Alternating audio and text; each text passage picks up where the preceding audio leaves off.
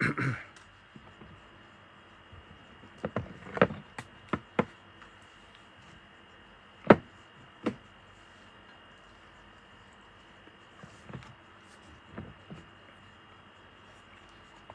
นี้เสียงเพียวนะฮะ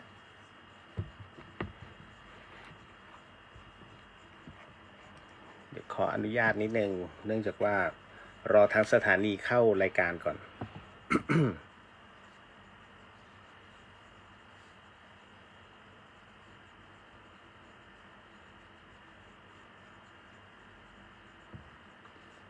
คุณกำลังฟังสถานีวิทยุ FM 104.50 เมกะเฮิรตซ์ครับนี่คือรายการเดอะเฮียนสดจากในห้องเลย นะฮะที่กรุงเทพมหานครนะก็ต้องบอกว่า พอดีมีเป็นช่วงภารกิจที่มาดูแลคุณแม่ครับนะฮะแล้วก็นิดนึงแล้วกันเพราะว่าวันศุกร์นี้วันที่14เนี่ยฮะก็จะเป็นวันครบรอบ4 ปีของการมรณภาพนะฮะของหลวงพี่ภาสกรภูริวัฒโนภาวิไลนะฮะก็ นึกถึงถ้านึกถึงนะถ้าย้อนกลับไปเนี่ยเมื่อ4 ปีที่แล้วก็เล่นเอาอึ้งๆเหมือนกันกับเหตุการณ์ในวันนั้นนะฮะก็ ไม่มีใครคาดคิดแล้วครับนะว่าจะเกิดเหตุการณ์ที่ทำให้เราท่านสูญเสียบุคคลสำคัญทางพระพุทธศาสนาไปนะแต่ก็เมื่อเหตุนั้นเกิดขึ้นแล้วก็ต้องปล่อยให้เหตุนั้นเกิดตามไปนะฮะเพราะมันเกิดขึ้นแล้วฮะนี่คือกฎของการโยงใยซึ่งกันและกันหรือว่าอิทธปัจจยตาก็ทุกท่านครับฮะ นี่คือเดอะเฮียนฮะออกอากาศทางวัดฝายหินนะครับอยู่หลังมหาวิทยาลัยเชียงใหม่ FM 104.50 เมกะเฮิรตซ์นะครับแล้วก็วันนี้ออนแอร์แบบไม่ได้บอกใครหรอกฮะ นะก็เรียนท่านเจ้าอาวาสเอาไว้ท่านพระครูสมุวิศวัตรวรกิจโจเพราะเดี๋ยวพอวันนี้เสร็จปุ๊บเนี่ยผมจะไปออนแอร์ทีก็คือวันพฤหัสก็คือตรงกับวันขึ้น15 ค่ำก็คือเป็นวันที่13นะคือวันที่13เนี่ยพอมันเป็นขึ้น15 ค่ำแล้วตอนเช้าเนี่ยที่ยุวพุทธิกาสมาคมก็จะเป็นการทำบุญนะครบรอบ4 ปีพระอาจารย์ภาสกรรวมไปถึงที่ธรรมสถานมหาวิทยาลัยเชียงใหม่เช่นกันนะฮะตรงนั้นก็ทำนะท่านใดที่อยากจะไปร่วมงานก็ได้แต่ว่าท่านใดที่ไม่สะดวกก็ไม่เป็นไรฮะเพราะว่าณตรงนี้ก็ต้องบอกก่อนนะว่าท่านสามารถทำบุญนะฮะตักบาตรนะครับแล้วก็อุทิศส่วนกุศลนะให้กับพระอาจารย์ท่านได้นะครับ นะฮะก็ถึงเหมือนกันคือกุศลเนี่ยบางคนสงสัยว่าถ้าทำบุญแล้วอุทิศส่วนกุศลให้เราจะได้บุญด้วยไหมได้ฮะคือเราเนี่ยคือต้นบุญในเรื่องของการที่เราทำบุญใส่บาตรนะฮะในขณะเดียวกันบุญนั้นไม่ได้หายไปไหนแถมเรายังได้เขาเรียกว่าบวกหนึ่งนะบวกหนึ่งก็คืออุทิศให้และยิ่งถ้าเป็นขึ้น15 ค่ำด้วยบวกเขาเรียกคูณเขาเรียกทวีคูณไปอีก1นะเพราะฉะนั้นเนี่ยเหมือนกับว่าท่านได้บุญเพิ่มทวีคูณนะก็คือเฉพาะขึ้น15 ค่ำนะฮะอันนี้ต้องบอกก่อนว่าหลวงปู่ดูท่านได้กล่าวเอาไว้ ในกรณีเช่นนี้นะฮะก็ส่วนที่ยุวพุทธิกาสมาคมนั้นนะฮะตามกำหนดการที่สิทธิ์ของหลวงพี่ภาสกรนั้นส่งมาในไลน์ผมเนี่ยนะก็คือจะเริ่ม10 โมงแต่ว่าให้ไปที่นู่นเนี่ยประมาณ9 โมงครึ่งก็ไปตามนั้นนะฮะในเมื่อมันต้องคือปกติผมกำลังช่างใจอยู่ว่าระหว่างที่ยุวพุทธิกาสมาคมนะกับกลับไปที่เชียงใหม่ที่ธรรมสถานเนี่ยจะต้องตรงไหนเนี่ยสะดวกสุดก็เลยมองว่าถ้างั้นถ้าอย่างนั้นเนี่ยก็เลยมองว่าอยู่กรุงเทพแล้วเพราะว่าต้องดูแลคุณแม่นะฮะก็เลยทำที่ยุวพุทธเลยนะครับก็สามารถนะใครที่อยากจะไปร่วมงานตรงนั้นก็ได้ฮะงานจะมีความยาวแค่1 ชั่วโมงนะฮะจริงๆถ้าพูดถึงเนี่ยหลวงพี่ท่านให้มากกว่านั้นด้วยซ้ำ แต่ผมไม่เอาก็แค่1 ชั่วโมงนะฮะเดี๋ยวจะไปอธิบายให้ฟังในงานว่ามันมีอะไรยังไงบ้างนะครับก็ ขอเชิญนะครับขอเชิญครบรอบ4 ปีถ้าย้อนกลับไปเนี่ยต้องบอกว่าเมื่อวันที่14ของปี64มันลง4หมดเลยนะฮะ วันนั้นจำได้ว่าผมไปบริจาคของกับกลุ่มออฟโรดอิสระนะที่ชัยปราการแล้วขากลับมาคือไปนอน1 คืนผมไป13แล้วกลับ14พอวันที่14เนี่ยกลับมาถึงธรรมสถานมหาวิทยาลัยเชียงใหม่ตอน5 โมงเย็นคาบเกี่ยว6 โมงฮะ นะฮะก็บังเอิญว่ามีโทรศัพท์จากกรุงเทพเป็นไลน์นะฮะไลน์โทรเข้ามานะครับก็มาถามผมว่าพี่เลียวรู้เรื่องพระอาจารย์ภาสกรหรือยังนะฮะผมก็แป๊บเดียวเท่านั้นเนี่ยคือฟังเป็นนิยายนะฮะอันนี้บอกไว้ก่อนนะฮะฟังเป็นนิยายผมจะเล่ายังไงมันก็ยังเหมือนเดิมเพราะมันเกิดขึ้นจริงภาพหลวงพี่เนี่ยมาถึงหน้าประตูห้องที่ผมพักอยู่ที่ธรรมสถานนะพอปรากฏอยู่ปุ๊บเนี่ยผมก็เลยบอกว่าอ๋อรู้แล้ว นะฮะคือการรู้เนี่ยเรารับรู้ได้คือเรารับรู้ได้ด้วยตัวเองบางคนสงสัยว่าเฮ้ยมันได้จริงเหรอไอ้เรื่องประเภทนี้รับรู้หรือว่าเป็นการสื่อสารซึ่งกันและกันในเรื่องของจิตหรืออีก1 เลเวลเนี่ยฮะท่านลอง ท่านอย่าใช้เขาเรียกว่าความรู้สึกตนเป็นผู้ตัดสินใจนะฮะแล้วก็ท่านอย่าเอาวิทยาศาสตร์ตัดสินใจแต่ท่านต้องลองปฏิบัติลงมือทำพอลงมือทำในส่วนของสมาธิเนี่ยฮะเมื่อรวบรวมสมาธิให้มีความนิ่งมากๆนะฮะจนสามารถรับรู้นะให้รู้ถึงลมหายใจของเรารู้ว่าลมหายใจเราเบาแค่ไหนแรงแค่ไหนแล้วก็แทบจะไม่มีแค่ไหนให้มันรู้สึกนะฮะผ่อนสั้นผ่อนยาวนะแล้วก็เบามากน้อยแค่ไหนคอนโทรลมันได้เมื่อจิตเราเนี่ยรับรู้ถึงในระดับหนึ่งแล้วเนี่ยท่านอ่ะจะสามารถที่จะรับรู้รับฟังไม่จำเป็นจะต้องเป็นพระอาจารย์ภาสกรนะฮะแต่จะรับรู้ถึงบุคคลที่ท่านคิดถึงแล้วก็ถึงแก่มรณกรรมไปถ้าเขาสามารถถ้าท่านสามารถพูดคุยกับบุคคลคนหนึ่งได้แล้วเนี่ยนะฮะท่านจะสามารถพบเจอกับอีกหลายๆบุคคลได้ยกเว้นว่า2 กรณี1เขาอยู่ในอบายภูมิซึ่งกำลังเราไม่ถึง2เขาไปเกิดแล้วเพราะฉะนั้นท่านจะไม่สามารถสื่อสารกับเขาได้เลยไอ้ประเภทเล่นผีถ้วยแก้วนะฮะบางทีเรียกแล้วไม่ใช่ไม่มานะฮะนั่นหมายถึงว่าดวงนั้นเนี่ยเขาไปเกิดแล้วนะครับเพราะพวกนี้ต้องอัญเชิญอันนี้แค่เป็นกลุ่มๆเฉยๆนะไม่ได้ว่าให้หลายๆท่านงมงายนะแต่ว่าที่ผมพยายามจะบอกเนี่ยนั่นหมายถึงว่าให้รับรู้ว่าในส่วนของจิตวิญญาณนั้นมันเป็นยังไงคราวนี้ในส่วนของวันที่14เมื่อ4 ปีที่แล้วเนี่ยฮะนุชนะครับซึ่งเป็นกัลยาณมิตรที่ต้นบุญธรรมสถานเนี่ยฮะก็โทรมาแล้วก็บอกว่าพี่เลียวรู้เรื่องพระอาจารย์ภาสกรหรือยังแค่ชั่วคำว่ารู้เรื่องพระอาจารย์ภาสกรหรือยังเนี่ยฮะภาพมันตัดมาทันทีเป็นรูปหลวงพี่เลยคือเราจะรู้ทันทีว่าไอ้ที่เห็นเป็นรูปร่างนะฮะแบบบุคคลทั่วไปกับประเภทของผู้ที่เป็นพระภิกษุสงฆ์เนี่ยกายจะไม่เหมือนกันนะฮะรัศมีเขาเรียกออร่านั้นจะไม่เหมือนกันหลวงพี่ท่านจะมาเนี่ยขอบตัวเนี่ยสีเหลืองเราก็รู้แล้วเราว่าโอเคเก็ตแล้วท่านไปแล้วอันนี้ไปแน่ๆไม่มีใครสามารถช่วยท่านได้แล้ว นะแต่ก็ถามว่าเสียใจไหมตอนนั้นยังตั้งตัวไม่ทันฮะแล้วก็มันใจหายเดี๋ยววันที่13ช่วงโอโหสิกรรมเนี่ยฮะวันที่13นี้ต้องบอกก่อนเป็นวันพฤหัสเป็นวันครูพอดีเนาะนะฮะ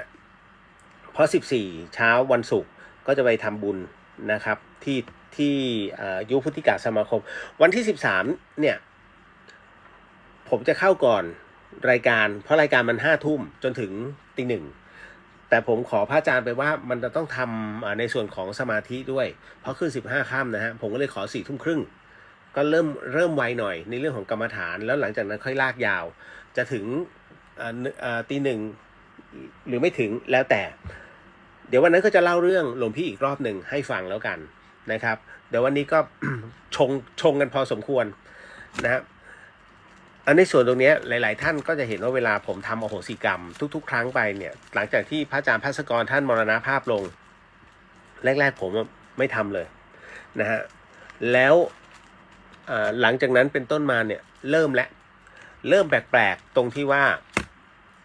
จะใช้คำว่าฝัน หรือว่านิมิตเนี่ยมันก็ได้คือในฝันเนี่ยหลวงพี่ท่านก็เหมือนกับว่าย้อนระลึกให้ผมมาระลึกเหตุการณ์ที่ท่านเคยเข้ามาในห้องใต้ดินเลยผมอยู่ในห้องใต้ดินนะลืบเลยนะฮะซึ่งเป็นห้องเก็บของเก่าๆที่ผมไปพัฒนาแล้วอยู่ได้ นะหลวงพี่เคยบอกผมว่าเนี่ยคนเข้ามาแล้วเนี่ยมึงลองเลยท่านก็บอกเงี้ยคือพูดกันแบบพี่กับน้องอะฮะ แต่ผมเนี่ยจะท่านตลอดนะหรือว่าตุ๊พี่นะครับแต่ท่านอะไรเรียกเองมั่งมึงมั่งนะฮะท่านก็จะแทนตัวท่านว่าข้าบ้างกูบ้างแล้วแต่ท่านแต่คราวเนี้ย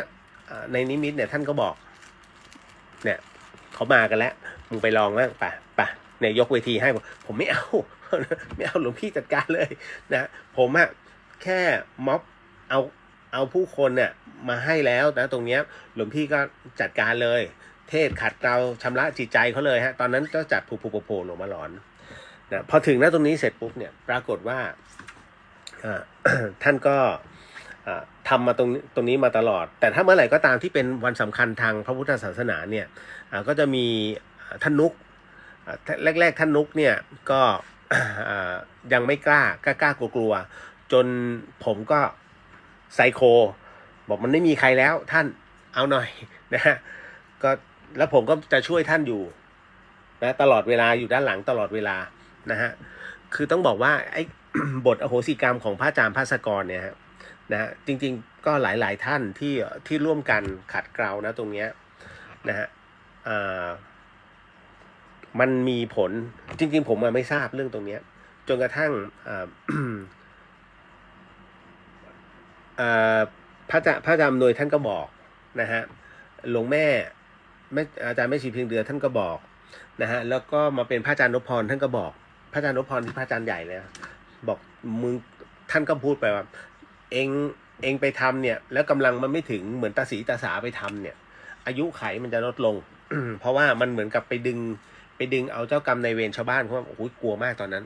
พอเสร็จปุ๊บเนี่ย หลวงพี่ท่านก็บอกว่าอนุญาตบอกค่าอนุญาตเองนั่นแหะเพราะฉะนั้นก็ทำไปตั้งแต่นั้นเป็นต้นมาจะสังเกตนะครับผมก็จะลงทุกๆ15ค่ำทุกๆ15ค่ำก็จะนำเอาโหสิกรรมให้นะแต่ก่อนจะนำทุกๆครั้งไปเนี่ยฮะก็จะต้องอัดสมาธิก็คือชำระกายด้วยแล้วก็ต้องนั่งเรียกว่าทั้งหมดทั้งมวลมันต้องบริสุทธิ์นะฮะในระดับหนึ่งเลยก็เลยถึงจะเป็นคนที่นำได้และพอมันก็จะมีอยู่ตอนที่ผมนำใต้ต้นโพจำได้ไหมฮะแล้วผมก็บอกหลวงพี่มาแล้ว หลวงพี่มาแล้ว อันนั้นคือช่วงแรกๆครับช่วงแรกๆที่เกิดเหตุประเภทนี้ฮะเป็นปรากฏการณ์ของท่านที่ธรรมสถานนะฮะแล้วปัจจุบันนะตรงนั้นเนี่ยเป็นที่บรรจุอัฐิธาตุของท่านอยู่นะตรงนั้นนะครับ วันก่อนผมเขียนใน Facebook ไปว่าผมไม่รู้หรอกว่าสวรรค์ชั้นเนี้ยหรือว่าด้านบนด้วยกันสุคติเนี่ยชั้นเนี้ยเขาเรียกว่าอะไรเราไม่รู้เราไม่มีโอกาสได้รู้เลยโอ้ยครับข้าขึ้นไปถึงชั้นดาวดึงส์ขึ้นไปถึงยามะรู้ได้ยังไงกำลังถึงเหรอนะฮะบุญมากน้อยแค่ไหนถ้าบุญขนาดนึงไปเป็นเทวดานะฮะเพราะฉะนั้นเนี่ยมันไม่สามารถบอกได้แต่รู้อย่างหนึ่งว่าหลวงพี่ท่านยังทำหน้าที่อยู่นั่นหมายถึงว่าท่านก็ยังคงทำหน้าที่เทพนะฮะเขาเรียกไปกลุ่มนั้นกลุ่มนี้กลุ่มท่านยังคงทำหน้าที่อยู่และท่านก็ยังคงภาวนาอยู่เช่นกันนะฮะเพราะว่าณตรงนั้นเนี่ยท่านคือเรียกว่าผู้ที่เทศในเรื่องของสิ่งที่เกี่ยวข้องกับพระธรรมอยู่แล้วนะฮะก็แค่รับสารมาสั้นๆตรงนี้ฮะ พอถึงในช่วงตรงนั้นเองเนี่ยเอาเป็นว่าเลียวเนี่ยดีเจเลียวเนี่ยฮะจะรู้จักในหมู่ของเชียงใหม่และกลุ่มน้องๆออฟโรดเพราะผมจะดำเนินรายการอยู่ตรงนั้นผมจะไม่ค่อยเปิดตัวมากมายเวลาไปกับหลวงพี่เนี่ยจะอยู่หลังๆเลยจะเก็บตัวนะก็จะปล่อยให้หมูตู้เขาบ้างให้คนอื่นติดตามบ้างหลวงพี่ไปคนเดียวบ้างแล้วก็ไปหาลูกศิษย์เอาแถวนั้นบ้างก็แล้วแต่เพราะโอ้โหท่านเดินทางเหมือนเอาจริงนะตอนที่หลวงพี่ภาสกรท่านเดินสายเทศเนี่ยผมนึกในใจยังเคยบอกท่านที่ภูใจสายบอกว่าหลวงพี่เนี่ยใช้ร่างหนักมากท่านเดินทางมากกว่านักร้องลูกทุ่งอีกบอกเดี๋ยวท่านรับนครศรีธรรมราชเงี้ย ตัวอยู่เชียงรายนะฮะท่านรับนครศรีธรรมราชจากนครศรีธรรมราชเสร็จปุ๊บหลวงพี่รับไปโคราชจากโคราชเสร็จปุ๊บกลับมากรุงเทพอีกนิดนึงย้ายมาปทุมธานีจากปทุมธานีไปอุบลราชธานีโอ้โหสุดๆนะฮะหลวงพี่ภัสกรผมถึงได้บอกว่า เมื่อท่านใช้ร่างหนักเนี่ยอะไรหลายๆอย่างก็มันมีเหตุอะไรไปแล้วข้างในมันฮีทไง นะฮะพักผ่อนนะท่านพักผ่อนไม่ค่อยจะเพียงพอนั่นแหละนี่คือสาเหตุหลักๆเลยฮะถึงได้เกิดสโตรกขึ้นเอาละฮะก็ถือได้ว่าในวันศุกร์เนี่ยครบรอบนะ4 ปีของท่านนะในเรื่องของการมรณาการของพระอาจารย์ภาสกรภูริวัฒโนผมก็ได้รับข่าวสารจากหลวงพี่ท่านแล้วกันนะฮะเมื่อคืนนี้เลยหมาดๆเลยจริงๆนะท่านบอกเอาไว้ว่าอย่าได้ลำบากกันมากนักนะฮะเอาสะดวกตรงไหนนะก็แล้วแต่ให้รู้ไว้ให้ทำหน้าที่ของตนให้ดีที่สุดนั่นนะฮะคือท่านไม่อยากให้วุ่นวายนะงานก็คือใครอยากจัดท่านก็ไม่ได้ห้ามก็แค่นั้นเองครับเป็นสารสั้นๆที่เมื่อคืนนี้ฮะเมื่อคืนนี้ นะผมก็ยังบอกคุณหลวงพี่มาเลยอันนั้นนะฮะประมาณนั้นนะครับก็เดี๋ยววันนี้ยังคงมีเรื่องราวที่พูดคุยกันนะฮะแล้วก็อีกหลายๆเรื่องนะโดยเฉพาะยิ่งวงการภิกษุนะฮะหลายสิ่งที่มีมาเรื่อยๆอย่างเมื่อวานนี้นะครับก็เราก็เรียกว่าได้สูญเสียอีกหนึ่งบุคคลทางงานศาสนานะฮะก็คือท่านยันตระอมโลภิกขุจะบอกว่าท่านเป็นพระหรือเปล่าเอาเป็นว่าใช้คำว่าอย่างนี้ฮะ สิ่งใดเป็นเรื่องที่ดีเราขอโมทนาสาธุสิ่งใดเนี่ยที่เกิดเหตุผิดพลาดทั้งหมดทั้งมวลเกี่ยวกับการกระทำนะฮะเราก็ไม่รับรู้ด้วยเพราะฉะนั้นเราก็เอาแต่ความดีของท่านมาแล้วกันนะฮะเพราะว่าครั้งหนึ่งเนี่ยผมเองก็เคยไปที่สำนักสุญญตารามที่เกิงกเวียนะฮะตรงนั้นเลยที่เมืองการนะครับแล้วก็ได้ยินเรื่องราวของท่านมากมายแต่ผมไม่เคยเจอนะฮะแค่อยู่ตรงด้านหน้าที่เป็นโรงน้ำปานะแล้วก็ได้พักในเป็นกระท่อมรวมของผู้ที่ไปปฏิบัติธรรมนะตรงนั้นผมไปพักอยู่4 คืนนะฮะก็เดินชอบเที่ยวป่าไงไปคนเดียวนะตอนนั้นนะฮะก็มารู้ว่าท่านยันตะอยู่ที่ตรงนี้นะตรงน้ำตกเกิงกเวียก็แค่ลงรถบัสนะฮะตอนนั้นก็ไปเมืองการก็ได้รับรู้ก็มีคนพูดมากมายเนี่ยตอนนั้นเนี่ยมีคนเขาเอาผ้าใช้คำว่ามีคนคือปากต่อปากฮะเอาผ้าขาวปูไปเสร็จปุ๊บเนี่ยท่านเดินเหยียบปุ๊บแล้วพอถอนเท้าขึ้นมาเป็นรูปธรรมจักรผมว่าฮะ ผมว่าฮะเลยนะฮะคือมันทุกอย่างเนี่ยคือปากต่อปากเราก็เลยไม่ได้ฟันธงอะไรมากมายนะแต่ว่าเราก็ไม่ได้ลบหลู่ในใจนะฮะเพราะฉะนั้นทั้งหมดทั้งมวลเนี่ยบนเรื่องราวต่างๆมันเป็นวัฏจักรของแต่ละบุคคลนะครับนะตอนนี้ท่านก็ถือได้ว่าละสังขารไปแล้วเรียกว่าใช้คำว่ามรณะแล้วกันนะท่านก็ได้มรณะลงนะครับก็ขอแสดงความเสียใจกับญาติธรรมนะที่มีความนับถือของท่านหลายคนบอกว่าเนี่ยท่านเป็นพระอรหันต์หรือเปล่าอย่าได้ฟันธงฮะท่านไม่มีสิทธิ์ไปฟันธงว่ารูปนั้นรูปนี้คือพระอรหันต์นะฮะใช้เป็นว่าถ้าเป็นพระก็จะใช้ว่าพระสุปฏิปันโนถ้าเป็นบุคคลก็คือเป็นบุคคลซึ่งปฏิบัติข้อวัดอย่างเคร่งครัดพอแล้วฮะเอาแค่นั้นพอนะคนนี้เขาได้ข้อวัดคนนี้เขาได้ทำชั้นสูงแล้วเขาจะใช้คำพูดแบบนี้ไม่เขาไม่ไปฟันธงฮะท่านรู้ได้ไงว่าเป็นตรงนั้นต้องดูตอนที่เผามาแล้วกระดูกเป็นพระธาตุหรือเปล่าแค่นั้นเลยฮะเป็นตัวชี้แนะเป็นตัวบ่งบอก แล้วก็อันนี้เรียนคร่าวๆนะครับส่วนวันนี้เองก็มีเรื่องราวของพระสงฆ์ซึ่งคุ้มคลั่งพอมากรุงเทพนี่ได้เสพข่าวมากเลย นะพระสงฆ์คุ้มคลั่งแล้วปรากฏว่าต่อยพยาบาลใช่ไหมฮะปัญหามันตรงนี้ฮะปัญหาคือผมไม่ทราบรายละเอียด1พระรูปนี้เนี่ยบวชที่ไหนในขณะที่บวชท่านเป็นโรคจิตอยู่หรือเปล่า ถ้าเป็นโรคจิตนี้พระอุปชฌาย์มีปัญหานะฮะพระอุปชฌาย์มีคำว่าปัญหาหมายถึงว่าท่านมีความผิดเพราะท่านไม่ยอมเช็คอะไรให้เรียบร้อยคือจริงๆเรื่องตรงนี้นะฮะนอกจากคนที่เขาจะบวชเนี่ยเขาจะให้ไปกองพิสูจน์หลักฐานเพื่อจะไปขอหลักฐานก่อนว่าตัวเองนั้นมีคดีอะไรไหมจริงๆมันไม่พอนะฮะมันไม่พอจริงนะถ้าอยากจะให้งานพระศาสนาเดินต่อไปมันต้องเพิ่มอีกนะอันที่สองตรวจสุขภาพจิตแล้วก็ใบรับรองแพทย์นะฮะส่วนในส่วนของกองพิสูจน์หลักฐานเนี่ยต้องดูด้วยครับว่าโดนต้องข้อหาอะไรมาก่อนหรือเปล่าอย่างปาราชิกหรือว่าต้องอธิกรณ์ต้องบันทึกลงไปเพราะไม่งั้นแอบไปบวชกันแล้วก็บวชกันง่ายมากเนี่ยฮะที่เกิดปัญหากันมันเป็นอย่างนี้ฮะเนี่ยงานพระศาสนาจึงเสื่อมลงนะครับก็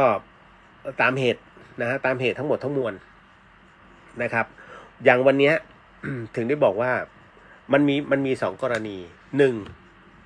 นะฮะถ้าท่านวิกลจริตในขณะที่บวชก่อนเขาเรียกว่าถ้าวิกลจริตก่อนบวชพระอุปชฌาย์มีปัญหาแต่ถ้าบวชไปแล้ววิกลจริตทีหลังเนี่ยอันเนี้ยมันต้องรักษาก่อนรักษาในที่นี้เนี่ยก็ต้องดูนะว่าเกิดจากอะไรจริงๆกรรมฐานรักษาคนบ้าได้ไหมได้นะครับแต่ต้องใส่ใจให้มากๆนะฮะบางทีบางคนกรรมฐานแตกถึงกับบ้าก็มีฮะท่านให้รับรู้นะฮะว่าเมื่อไหร่ก็ตามถ้าท่านเป็นโรคซึมเศร้านะถ้าท่านเป็นโรคซึมเศร้าคือเป็นคนที่ชอบอยู่กับตัวเองนะไม่ชอบสูงสิงกับใครวันๆนั่งสมาธิเสร็จปุ๊บพูดคุยกับตัวเองเตรียมตัวอันนี้เขาเรียกมารแทรกนะเขาเรียกโดนมารแทรกหรือว่ากรรมฐานนะมันแตกเพราะชอบนั่งสมาธิแล้วเริ่มหลอนเริ่มคุยกับตัวเองถามว่าเขาคุยกับตัวเองจริงไหมมันมีทั้งจริงและไม่จริงนะก็คือตัวจิตตัวประสาทเนี่ยเราไปสร้างรูปให้เหมือนคนหนึ่งมาคุยกับเราก็คุยจริงๆมันไม่มีใครอันนี้อันนึงแต่อีกอันนึงหมายถึงว่าติดต่อสื่อสารได้จริงไหมตอบไม่ได้ฟันธงไม่ได้ฮะนะเพราะฉะนั้นเนี่ยผู้ที่เป็นเจ้าอาวาสนะหรือว่าผู้ที่มีกรรมฐานนะที่เหนือกว่า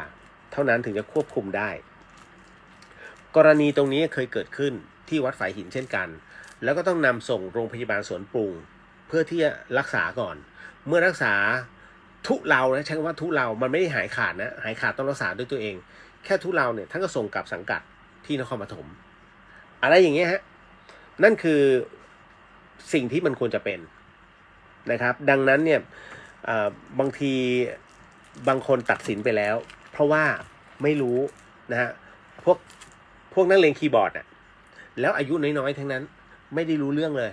กับสิ่งเหล่านี้แล้วใช้ความรู้สึกแบบตื้นๆน่ะตัวเองแล้วตัดสินทันทีมันก็เลยทำให้เกิดผลกระทบแต่ละคนนั่นนะฮะพวกนี้ถามว่าจะมีกรรมไหมวันนี้ในคำถามเนี่ยมันมีอะไรประเภทนี้อยู่ก็เดี๋ยวจะเฉลยให้นะครับ วันนี้ในช่วงกรรมฐาน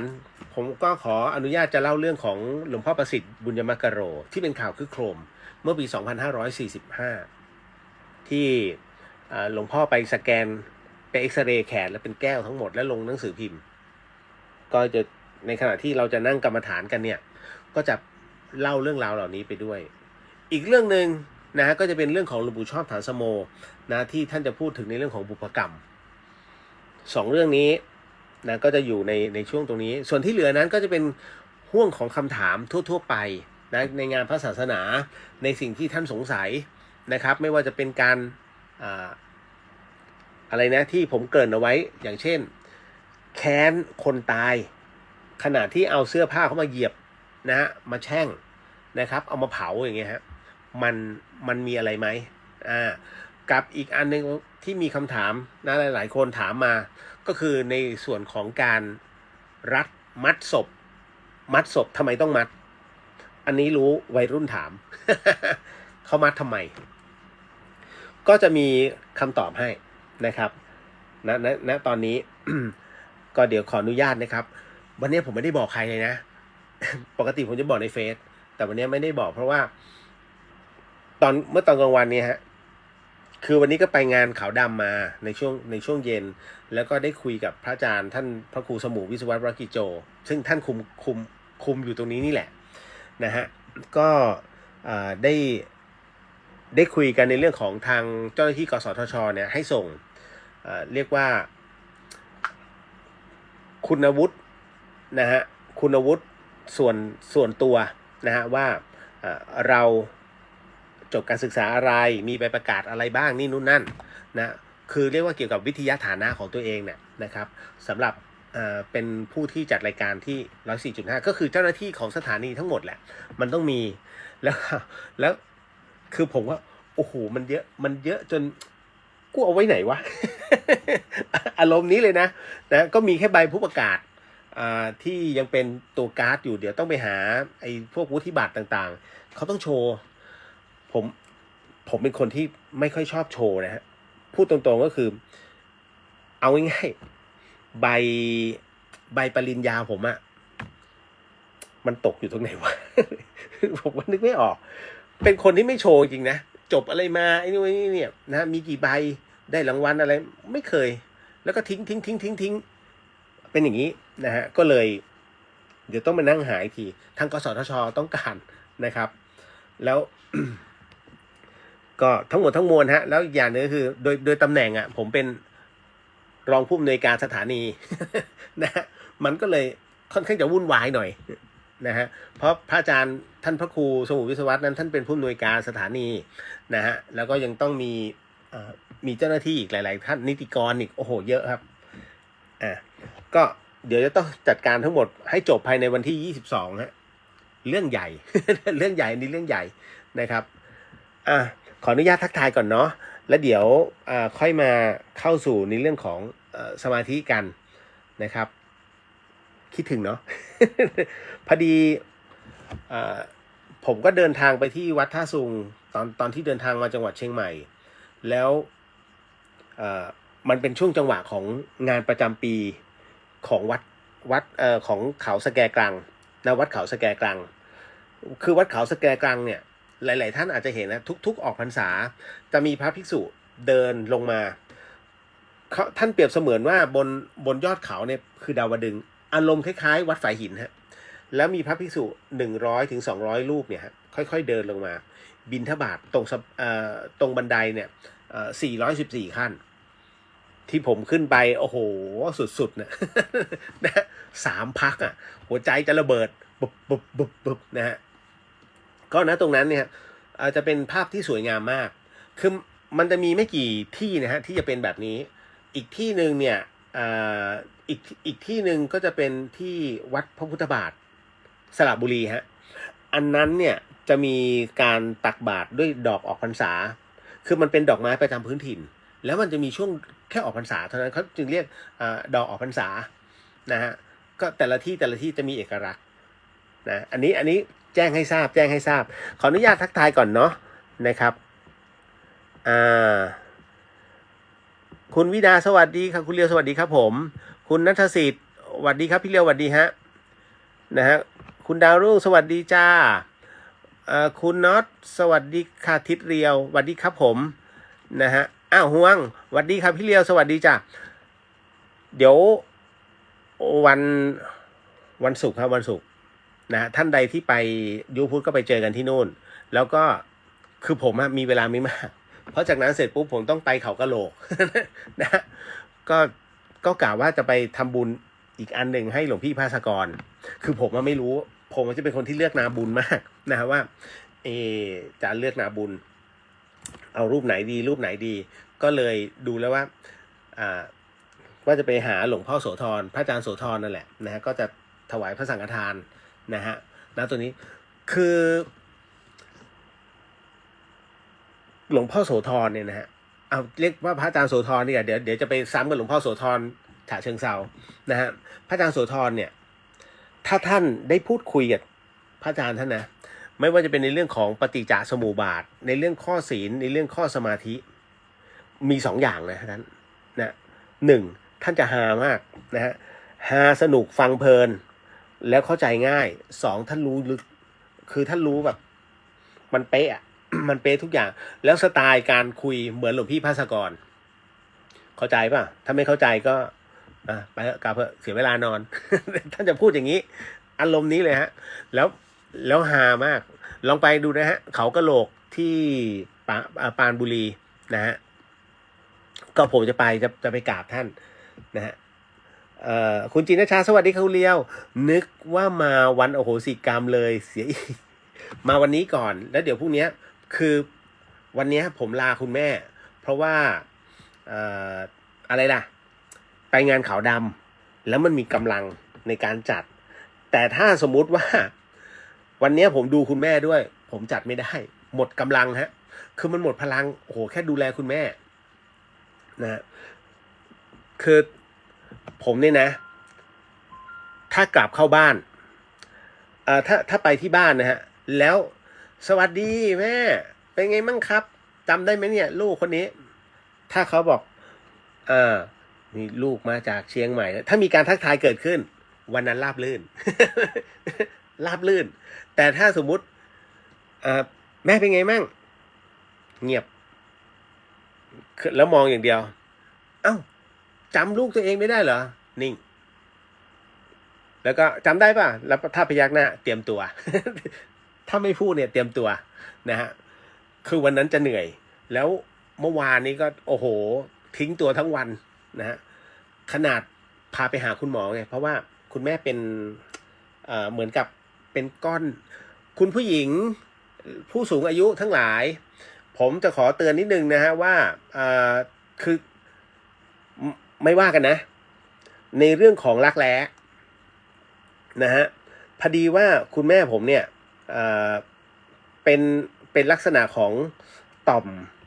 อมขนเนี่ยตรงราวตรงรักแร้เนี่ยฮะ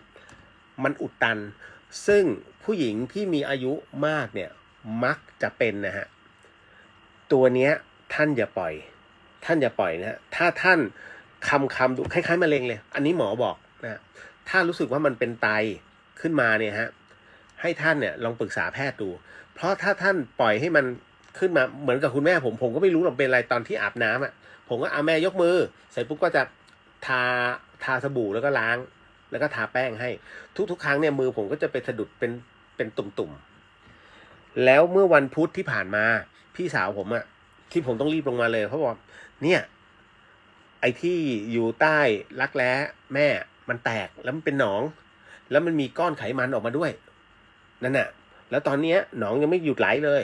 เขาก็ปฐมพยาบาลให้เมื่อวานไปหาคุณหมอก็เลยบอกว่าอ๋ออันเนี้ยมันไม่ได้เป็นอะไรมันไม่อันตรายครับอันนี้ฟังก่อนนะฮะมันไม่อันตรายแต่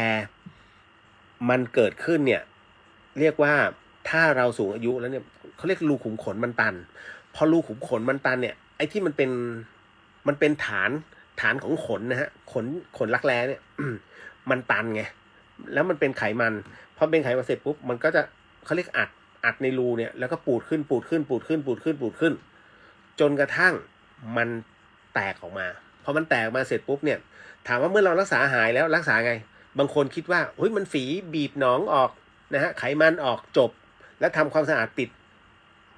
หมอบอกว่ามันหายแต่หัวยังอยู่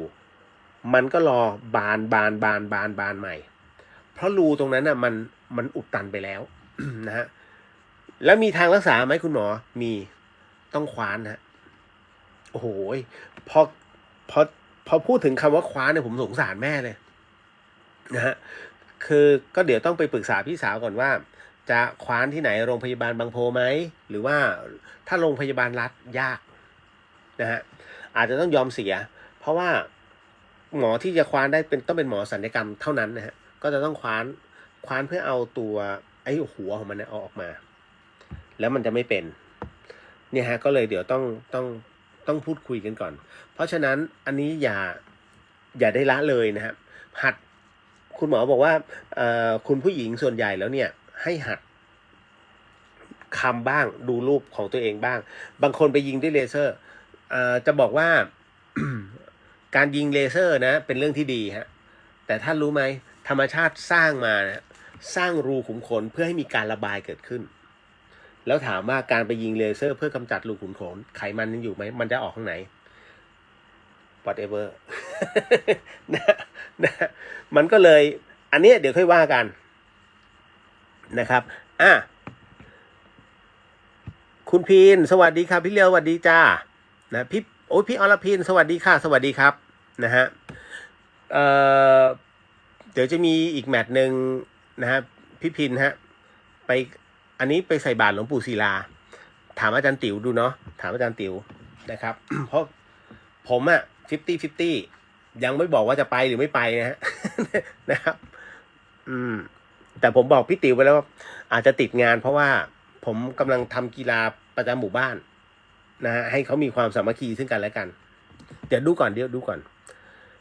คุณจินชาได้น้อมอุทิศบุญแด่พระอาจารย์ท่านทุกครั้งหลังสวดมนต์แล้วก็ทุกครั้งหลังสังฆทานวันพระตั้งแต่ท่านจากไปเป็นประจำอยู่แล้วค่ะโมทนาสาธุนะฮะขอบพระคุณที่ไม่ลืมหลวงพี่ท่านนะฮะ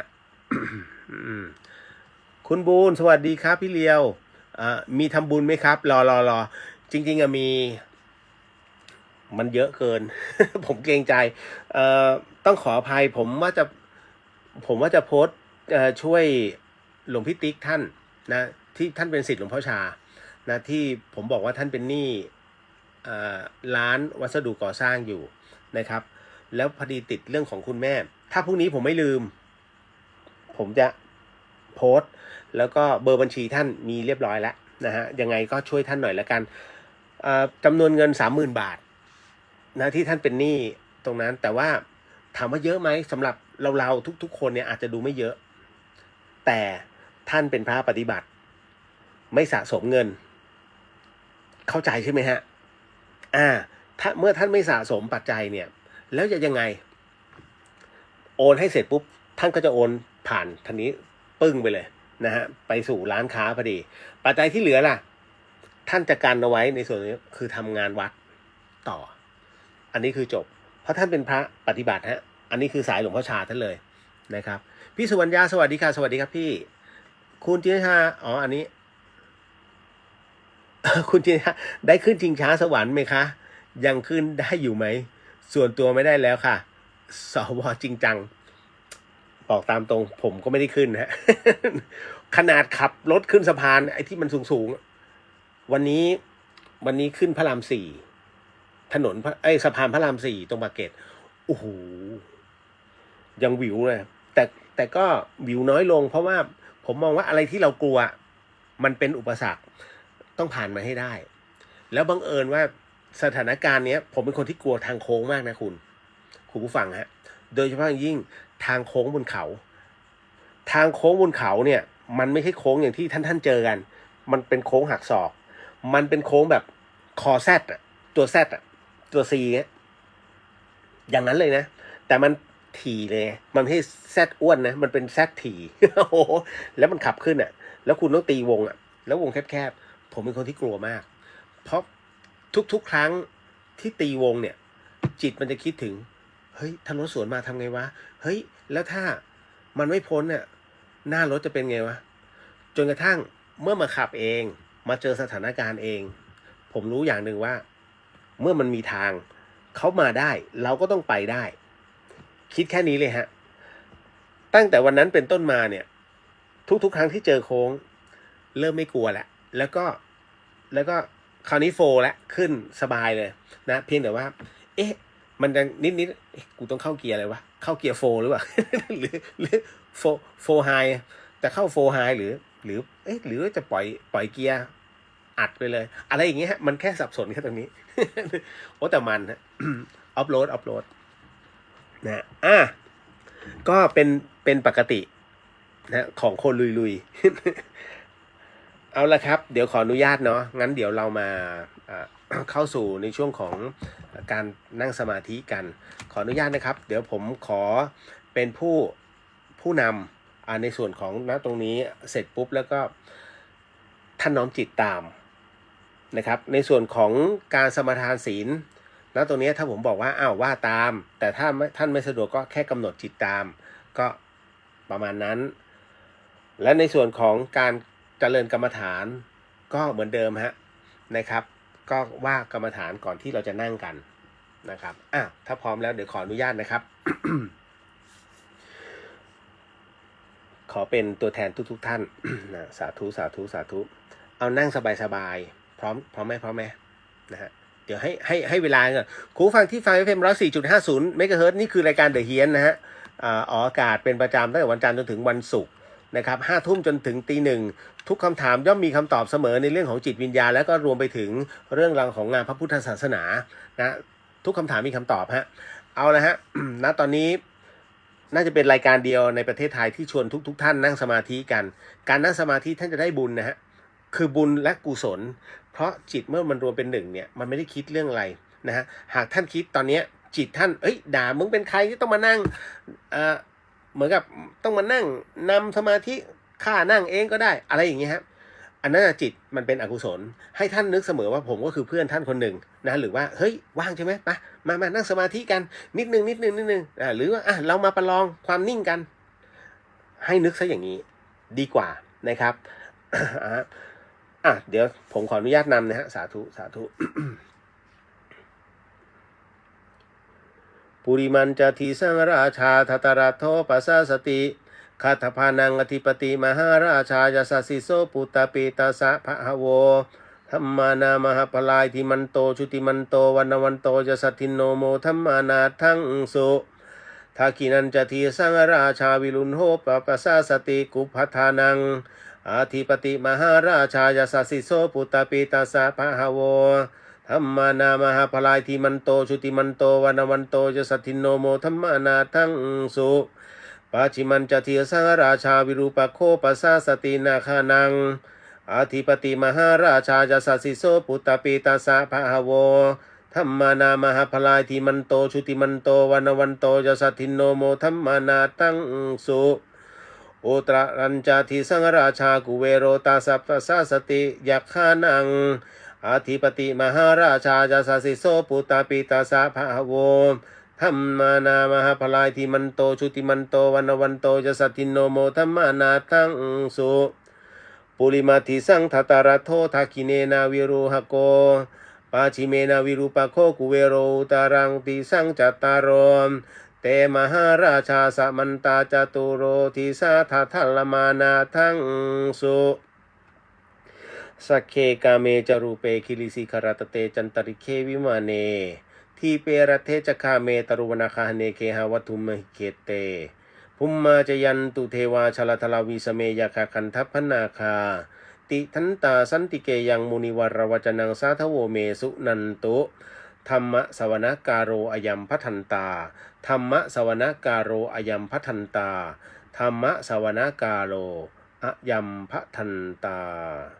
ต่อไปก็ขอให้สมาทานศีลนะฮะขออนุญาตเป็นผู้นำนะฮะแล้วค่อยว่าตามเนาะ พุทโธธัมโมสังโฆศีลข้อ 1ไม่ฆ่าสัตว์ศีลข้อ 2ไม่ลักทรัพย์ศีลข้อ 3ไม่ประพฤติผิดในกามศีลข้อ 4ไม่พูดเท็จศีลข้อ 5ไม่ดื่มสุราและของมึนเมาบัดนี้ข้าพเจ้าตั้งใจรักษาศีลแล้วบัดนี้ข้าพเจ้าคือผู้มีศีลข้าพเจ้าผู้มีศีลละอายต่อการทำความชั่วกลัวต่อผลของบาปกรรมข้าพเจ้าผู้มีศีลมีหิริโอตปะมีกายเป็นมนุษย์มีใจเป็นเทวดาเป็นมนุษย์เทโวผู้เข้าถึงความเป็นสหายกับเหล่าเทวดาทั้งหลายณบัดนี้ข้าพเจ้าทั้งหลายขออดโทษลดกรรมที่ข้าพเจ้าได้ประมาทพลาดพลั้งในช่วงวันนี้ลงในฉับพลันและขอให้กรรมดีของข้าพเจ้าหรือเหล่ากัลยาณมิตรได้ทำไว้นั้นขอจงมาแทรกส่งผลบุญนี้ให้ข้าพเจ้าได้มีความสุขและประสบผลสำเร็จ ตลอดไปเทินสาธุสาธุสาธุต่อไปนะครับก็เป็นการขึ้นกรรมฐานนะฮะเราก็ว่ากรรมฐานไปพร้อมๆกันนะครับเอาว่าตามเนาะ อิมังวิปัสสนากรรมฐานังปูเชมิทุติยัมปิอิมังวิปัสสนากรรมฐานังปูเชมิตาติยัมปิอิมังวิปัสสนากรรมฐานังปูเชมิเอาละฮะก็ต่อไปก็เป็นการที่เราท่านจะร่วมกันนั่งกรรมฐานพร้อมๆกันถือว่าเราร่วมสนุกกันเนาะก็ขอให้จัดท่าทางของตัวเองให้อยู่ในท่าที่เรียกว่าไม่อึดอัดแล้วก็นั่งให้สบายๆสิ่งใดที่เป็นความหนักอกหนักใจหรือว่ามันทำให้อะไรที่เราขุ่นข้องหมองใจเนี่ยฮะนะแล้วเราคิดอยู่ขอให้วางมันก่อนทิ้งมันไปก่อนนะเอาวางข้างๆให้รู้จักวางนะฮะอะไรที่ต้องเป็นแผนต่อไปนี้ที่จะต้องคิดต่อไปข้างหน้าก็ขอให้วางไปก่อนอย่าเพิ่งไปคิดมันให้อยู่กับปัจจุบันอยู่กับลมหายใจสูดลมหายใจลึกๆเข้าไปเนี่ยเอาสติตามลมหายใจไปนะไปมาร์กตรงสะดือเกาะสะดือให้ได้นะฮะแล้วจากนั้นเมื่อผ่อนลมหายใจไปก็เอาสติตามลมหายใจออกมานะใครจะบริกรรมอะไรได้หมดเข้าพุทออกโทพุทโทพุทโธธัมโมสังโฆได้หมดนะฮะแต่ขอให้จิตมันเนี่ยไปเกาะณจุดที่เรามาร์กไว้ก็คือตรงสะดือเนาะเพราะฉะนั้นก็ขอให้เราท่านนะครับให้อยู่ในความนิ่งของเราเนื่องจากว่าณตอนนี้ออกอากาศผ่าน FM 104.50 เมกะเฮิรตซ์นะครับแล้วก็ผ่านในช่องของวัดสายหินเชียงใหม่ก็ขออนุญาตนะครับผมไม่สามารถจะปล่อยให้ช่วงเวลานี้เดทแอร์ไปได้จึงขอเล่าเรื่องราวธรรมะของพ่อแม่ครูบาอาจารย์นะในเรื่องราวของหลวงพ่อประสิทธิ์บุญจามกโรนะฮะแล้วก็จากนั้นเนี่ยก็จะเป็นต่อด้วยเรื่องของหลวงปู่ชอบฐานสโมนะคุณผู้ฟังครับถ้า ณตอนนี้หากท่านพร้อมแล้วในเรื่องของการเข้ากรรมฐานนะก็ขอให้ค่อยๆหลับตาลงนะฮะเรานั่งขัดสมาธิหรือว่านั่งในท่าปกติก็ได้มือนะครับมือขวาทับมือซ้ายค่อยๆหลับตาลงหายใจลึกๆแล้วค่อยๆผ่อนออกมานะสัก 2-3 ครั้งนะฮะ นะจะบริกรรมพุทโธก็ได้นะฮะหรือจะปล่อยให้มันว่างก็ได้นะท้ายที่สุดนะครับหากท่านมิได้ร่ำเรียนในเรื่องของกรรมฐานน้ำเย็นนะครับก็ให้ภาวนาว่าว่างแต่ท้ายที่สุดคำว่าว่างก็ขออย่าให้มีอยู่ในใจนะเพราะไม่งั้นคำตัวนี้มันจะคือสัญญานะฮะนะหายใจลึกๆแล้วก็ผ่อนไปเข้าและออกเข้าแล้วออกหลวงพ่อกระดูกใสเป็นแก้วตั้งแต่สมัยยังครองธาตุขันธ์ข่าวนี้เกิดขึ้นเมื่อวันที่ 8 มีนาคม ปีพุทธศักราช 2545 แพทย์และพยาบาลต่างๆฮือฮาเพราะเอ็กซเรย์พระคุณเจ้ารูปหนึ่งปรากฏว่ากระดูกแขนเป็นแก้วสีใสหมดทั้งตัวผู้อำนวยการโรงพยาบาลได้สอบถามที่มาที่ไปปรากฏว่ากระดูกชิ้นนั้นเป็นของหลวงพ่อประสิทธิ์ปุญญามกโรแห่งวัดป่าหมู่ใหม่อำเภอแม่แตงจังหวัดเชียงใหม่ท่านเป็นพระป่ากรรมฐานศิษย์สายหลวงปู่มั่นภูริทัตโตคุณหมอทั้งหลายในโรงพยาบาลมหาราชนครเชียงใหม่หรือโรงพยาบาลสวนดอกต่างยกย่องกล่าวขานถึงหลวงพ่อประสิทธิ์ว่าน่าอัศจรรย์แท้เพราะเขาถ่ายเอ็กซเรย์ภาพที่ออกมาปรากฏว่ากระดูกข้างในนั้นเป็นแก้วทั้งหมด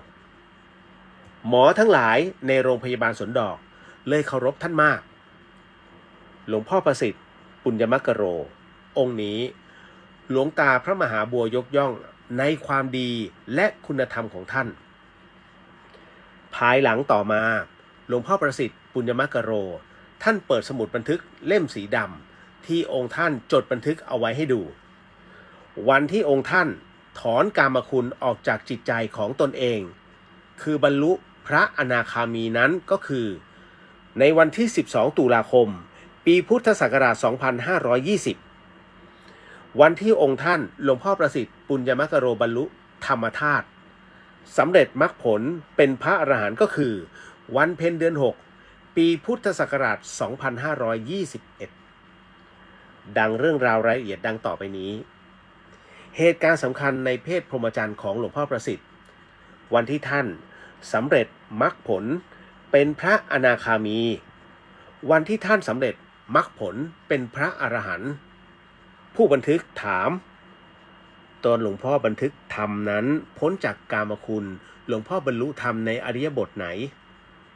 หลวงพ่อประสิทธิ์ท่านก็ตอบว่าในอริยบทนั่งผู้ถามต่อไปว่าตอนนั้นหลวงพ่อหันหน้าไปทางทิศไหนหลวงพ่อก็ตอบว่าเราหันหน้าไปทางอำเภอแม่สวยท่านบอกวันนั้นเราเดินจงกรม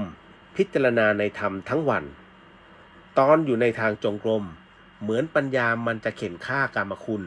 ให้ตายคาทางเดินจงกรมได้สติปัญญาเรานั้นเอามันบ่ลงกิเลสตัวนี้มันแหลมคมในชั้นเชิงมากสติปัญญาเราตอนนั้นยังมีกำลังบ่พอหลังเดินจงกรมเหนื่อยแล้วเรามานั่งภาวนาพิจารณาธรรมอยู่ระเบียงกระท่อมที่พักเราพิจารณาเข้าออกในธรรมหลายๆรอบจนเห็นอุปาทานกามคุณพอเราจับเงื่อนมันได้มหาสติมหาปัญญาเข้าพิจารณาในธรรมนั้นทันที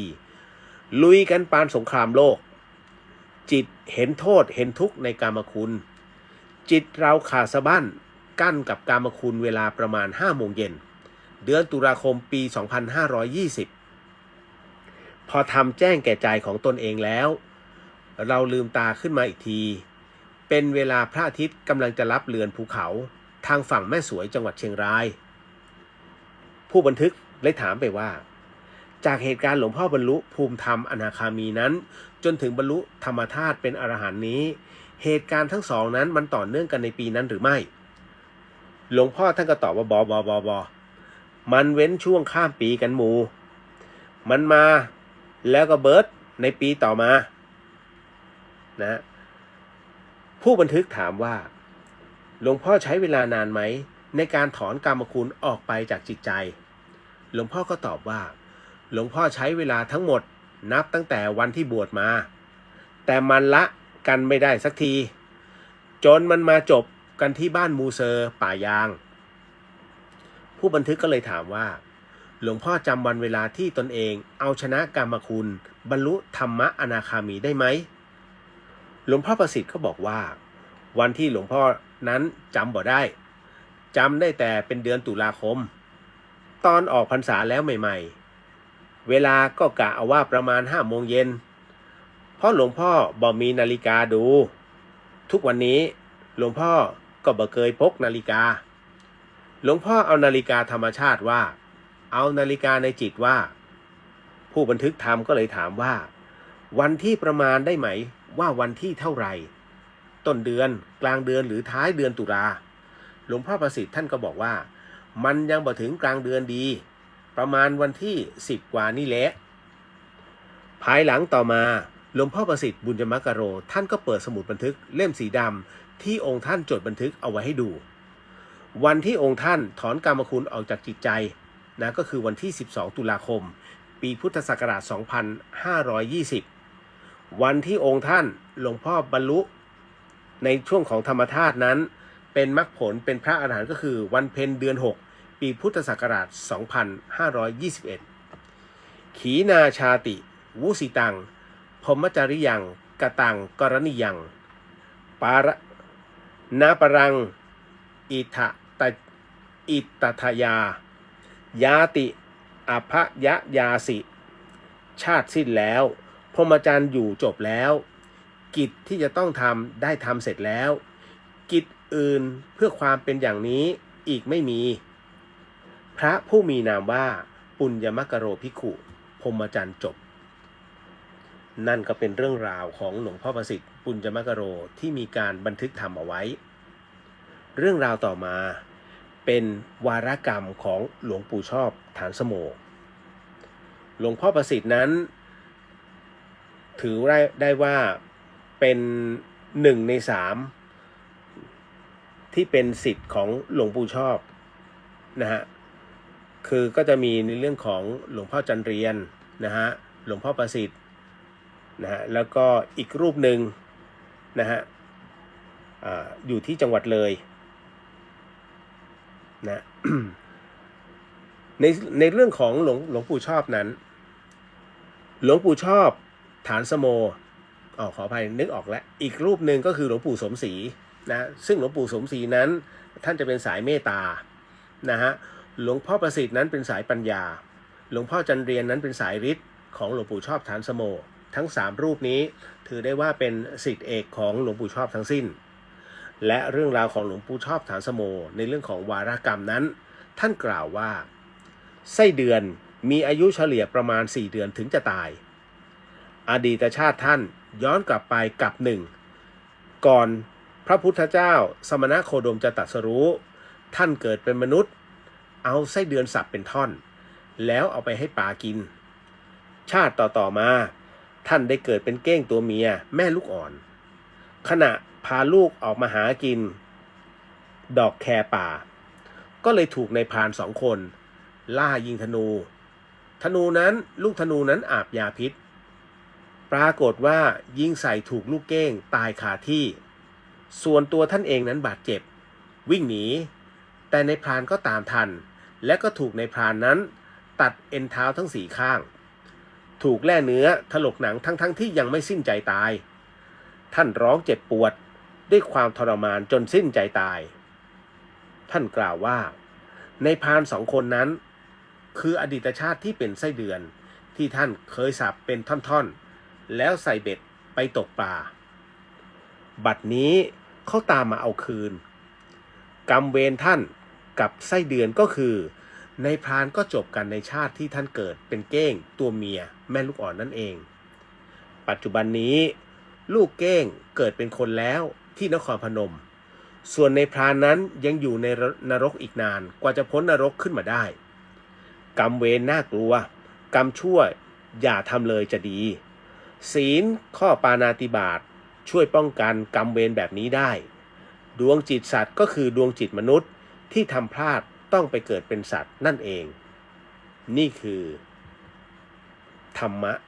ในวารกรรมของหลวงปู่ชอบฐานสโมเอาละฮะทั้งหมดทั้งมวลนั้น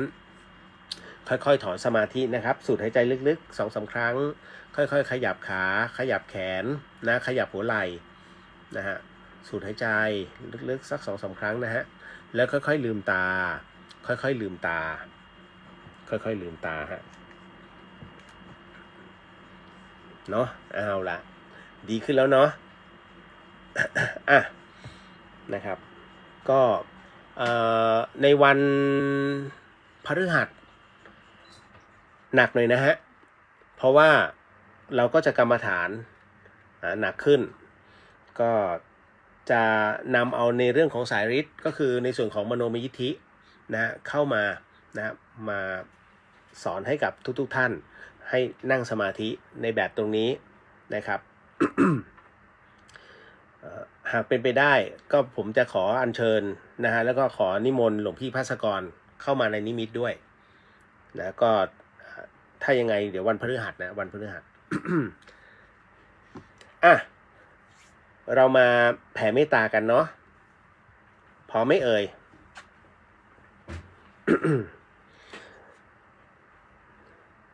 ในส่วนของการแผ่เมตตานะฮะก็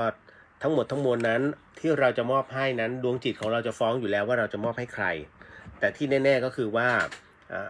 การเกิดของ4สรรพสัตว์นะครับมันก็จะอยู่ในบทนี้อยู่แล้วนะครับจะเป็นการครอบคลุมทั้งหมดเลยนะว่าเกิดในโคลนตมนะฮะเกิดในไข่นะฮะเกิดเป็นมนุษย์ นะครับหรือว่าเกิดเป็นแบบโอปปาติกะก็จะมีอยู่ตรงนี้ถ้าพร้อมแล้ว เอาเตรียมพร้อมนะฮะเดี๋ยวผมจะเป็นคนนำนะสาธุสาธุครับ สัพเพสัตตาสัตว์ทั้งหลายที่เป็นเพื่อนทุกข์เกิดแก่เจ็บตายด้วยกันทั้งหมดทั้งสิ้นอเวราจงเป็นสุขเป็นสุขเถิดอย่าได้มีเวรแก่กันและกันเลยอัพพยาปัชชาจงเป็นสุขเป็นสุขเถิดอย่าได้พยาบาทเบียดเบียนซึ่งกันและกันเลยอนีคาจงเป็นสุขเป็นสุขเถิดอย่าได้มีความทุกข์กายทุกข์ใจเลยสุขีอัตตานังปริหารันตุจงมีความสุขกายสุขใจรักษาตนให้พ้นจากทุกภัยทั้งสิ้นเถิดท่านทั้งหลายที่ท่านได้ทุกข์ขอให้ท่านมีความสุขท่านทั้งหลายที่ท่านได้สุขขอให้สุขยิ่งยิ่งขึ้นไปสัพเพสัตตาสัตว์ทั้งหลายที่เกิดเป็นชลาภูชะที่เกิดเป็นอันทชะที่เกิดเป็นสังเสทชะที่เกิดเป็นโอปปาติกะจงมารับเอากุศลและผลบุญให้ท่วนทั่วทุกตัวสัตว์เทินสาธุสาธุสาธุ นะฮะก็จบไปอีกหนึ่งค่ำคืนเนาะหลายๆท่านที่เรียกว่าร้างลาตรงนี้ สมใจเอาฮะเดี๋ยวรับพรก่อนเนอะ ก็จะได้หลายๆท่านอาจจะได้ไปพักผ่อนก่อน สาธุสาธุ น้อมรับพรนะสัพพพุทธานุภาเวนะสัพพธรรมานุภาเวนะสัพพสังฆานุภาเวนะพุทธรัตนังธรรมรัตนังสังฆรัตนังตินังรัตนานังอนุภาเวนะจตุระสีติสหัสธรรมขันธานุภาเวนะปิตกัตยานุภาเวนะชินสาวกานุภาเวนะสัพเพเตโรคาสัพเพเตพยาสัพเพเตอันตรายาสัพเพเตอุปัฏฐวาสัพเพเตทุนิมิตาสัพเพเตอมังคลาวินาสันตุอายุวัตโกธนวัตโกสิริวัตโกยศวัตโกพลวัตโกวนวัตโกสุขวัตโกโหตุสัพพทา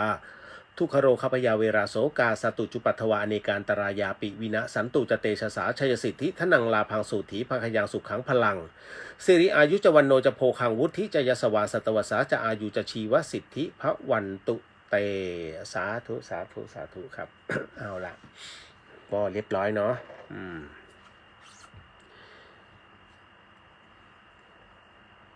ก็มัน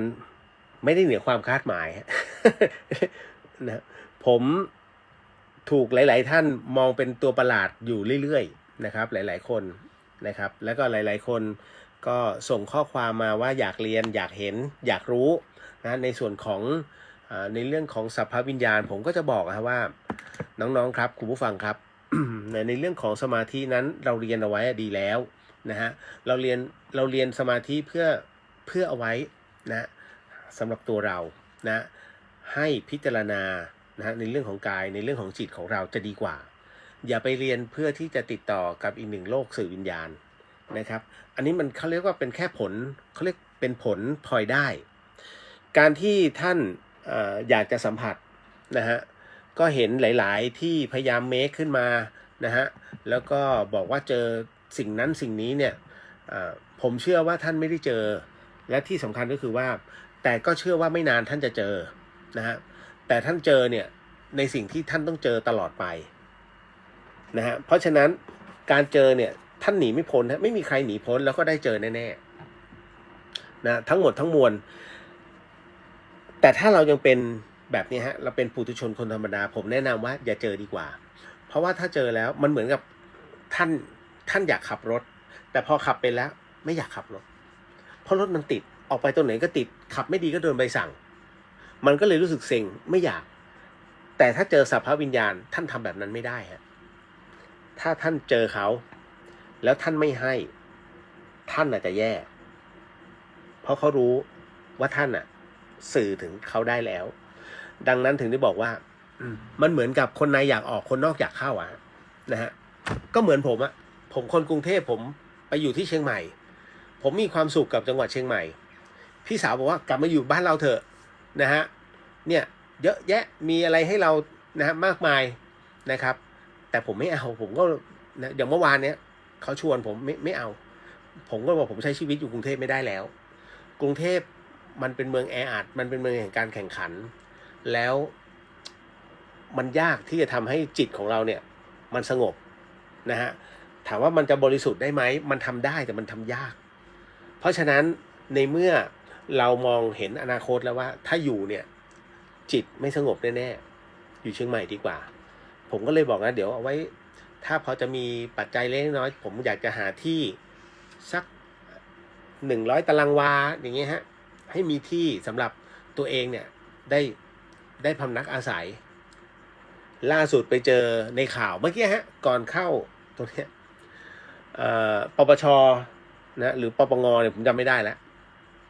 ที่ประชุมกันในเรื่องของเฉ่งเจ้าหน้าที่ทั้งหลายเนี่ยที่ออกเอกสารสิทธิ์และเจ้าของเอกสารสิทธิ์ก็ไปขายต่อให้ในทุนผมอยากจะบอกว่า โดยส่วนตัวเนี่ยอันนี้เดี๋ยวบอกก่อนนะไม่ได้ขายของนะฮะมีที่ดินอยู่แปลงหนึ่งนะฮะอยู่ที่จังหวัดตราดคุณผู้ฟังฮะมันเป็นที่เดียวที่ติดทะเลผืนเดียวเลยนะข้างหน้าติดถนนด้านหลังติดทะเลนะฮะ แล้วก็ปรากฏว่าคือมีอยู่12 ไร่นะฮะขาย130 ล้านนะฮะในตรงนี้เนี่ยท่านเชื่อไหมว่ามันมีทุนจีนติดต่อแต่สิ่งหนึ่งที่ไม่ขายเพราะมันเป็นแผ่นดินไทยคือถ้าคนไทยติดต่อคุยได้แต่อันนี้เมื่อจีนมาติดต่อเนี่ยเพื่อที่จะขอซื้อแล้วจะไปทำอะไรของเขาเนี่ยมันเป็นแผ่นดินไทยผมคนหนึ่งที่ผมไม่ขายชาติมันคือแผ่นดินของเราฮะถ้าเป็นคนไทยถือครองไม่ว่าเลยนะฮะมันก็เลยทำให้เนี่ยมันมีความรู้สึกว่าเนี่ยนี่คือสิ่งที่ไม่อยากให้มันเป็น นะว่าเมื่อเขาให้ที่ดินเราแล้วนะก็ควรจะขายให้กับคนที่อยู่ในชาติเดียวกันนั่นแหละไม่ใช่ว่าโอ้โหเห็นแต่เงินแล้วมันเป็นอย่างนี้จริงๆนะฮะก็ต้องปล่อยไปตามเหตุปัจจัยคนที่เขาโกงแผ่นดินนะฮะหรือคุณขายแผ่นดินประเทศเนี่ยฮะให้กับคนต่างชาติหรือว่าเขาเรียกขายชาติเนี่ยคุณอยู่ไม่สุขนะฮะเงินนี้จะหมดเร็วมากเพราะอะไรฮะเพราะท่านกำลังทรยศแผ่นดินอันนี้พูดไว้เลยนะครับดังนั้นแผ่นดินนี้เรามีพระสยามเทวาธิราชคุ้มครองนี่คือแผ่นดินของพระพุทธศาสนานะฮะถ้าสมมุติว่าท่านขายแผ่นดินที่เป็นของพระพุทธศาสนาเนี่ยนะฮะแล้วมันหายลงไปเป็นต่างชาติแล้วต่างชาติไปทำผู้ยี่ผู้ยำนี่หนักนะฮะนี่แหละ ก็คิดให้เขาเรียกทิ้งเอาไว้นะให้เป็นแง่คิดวันนี้มีผู้ถามเกี่ยวกับเรื่องราวของสารวัตรที่สารวัตรโจ้ที่ท่านได้เสียชีวิตนะที่เรือนจำคลองเปรมนะก็เดี๋ยวจะพูดตรงนี้ด้วยแล้วกันนะฮะมีน้องถามมาว่ามีคนเจ็บแค้นคนตายเมื่อกี้ฮะเข้าตรงนี้เลยนะฮะคุณจีนชาบอกว่าทุกครั้งที่ฟังเรื่องกรรมจะรู้สึกสลดใจมากกับภายในวัฏสงสารมันหนีไม่พ้นฮะคนทุกคนนี่แหละฮะหนักครับ เรื่องของกฎแห่งกรรม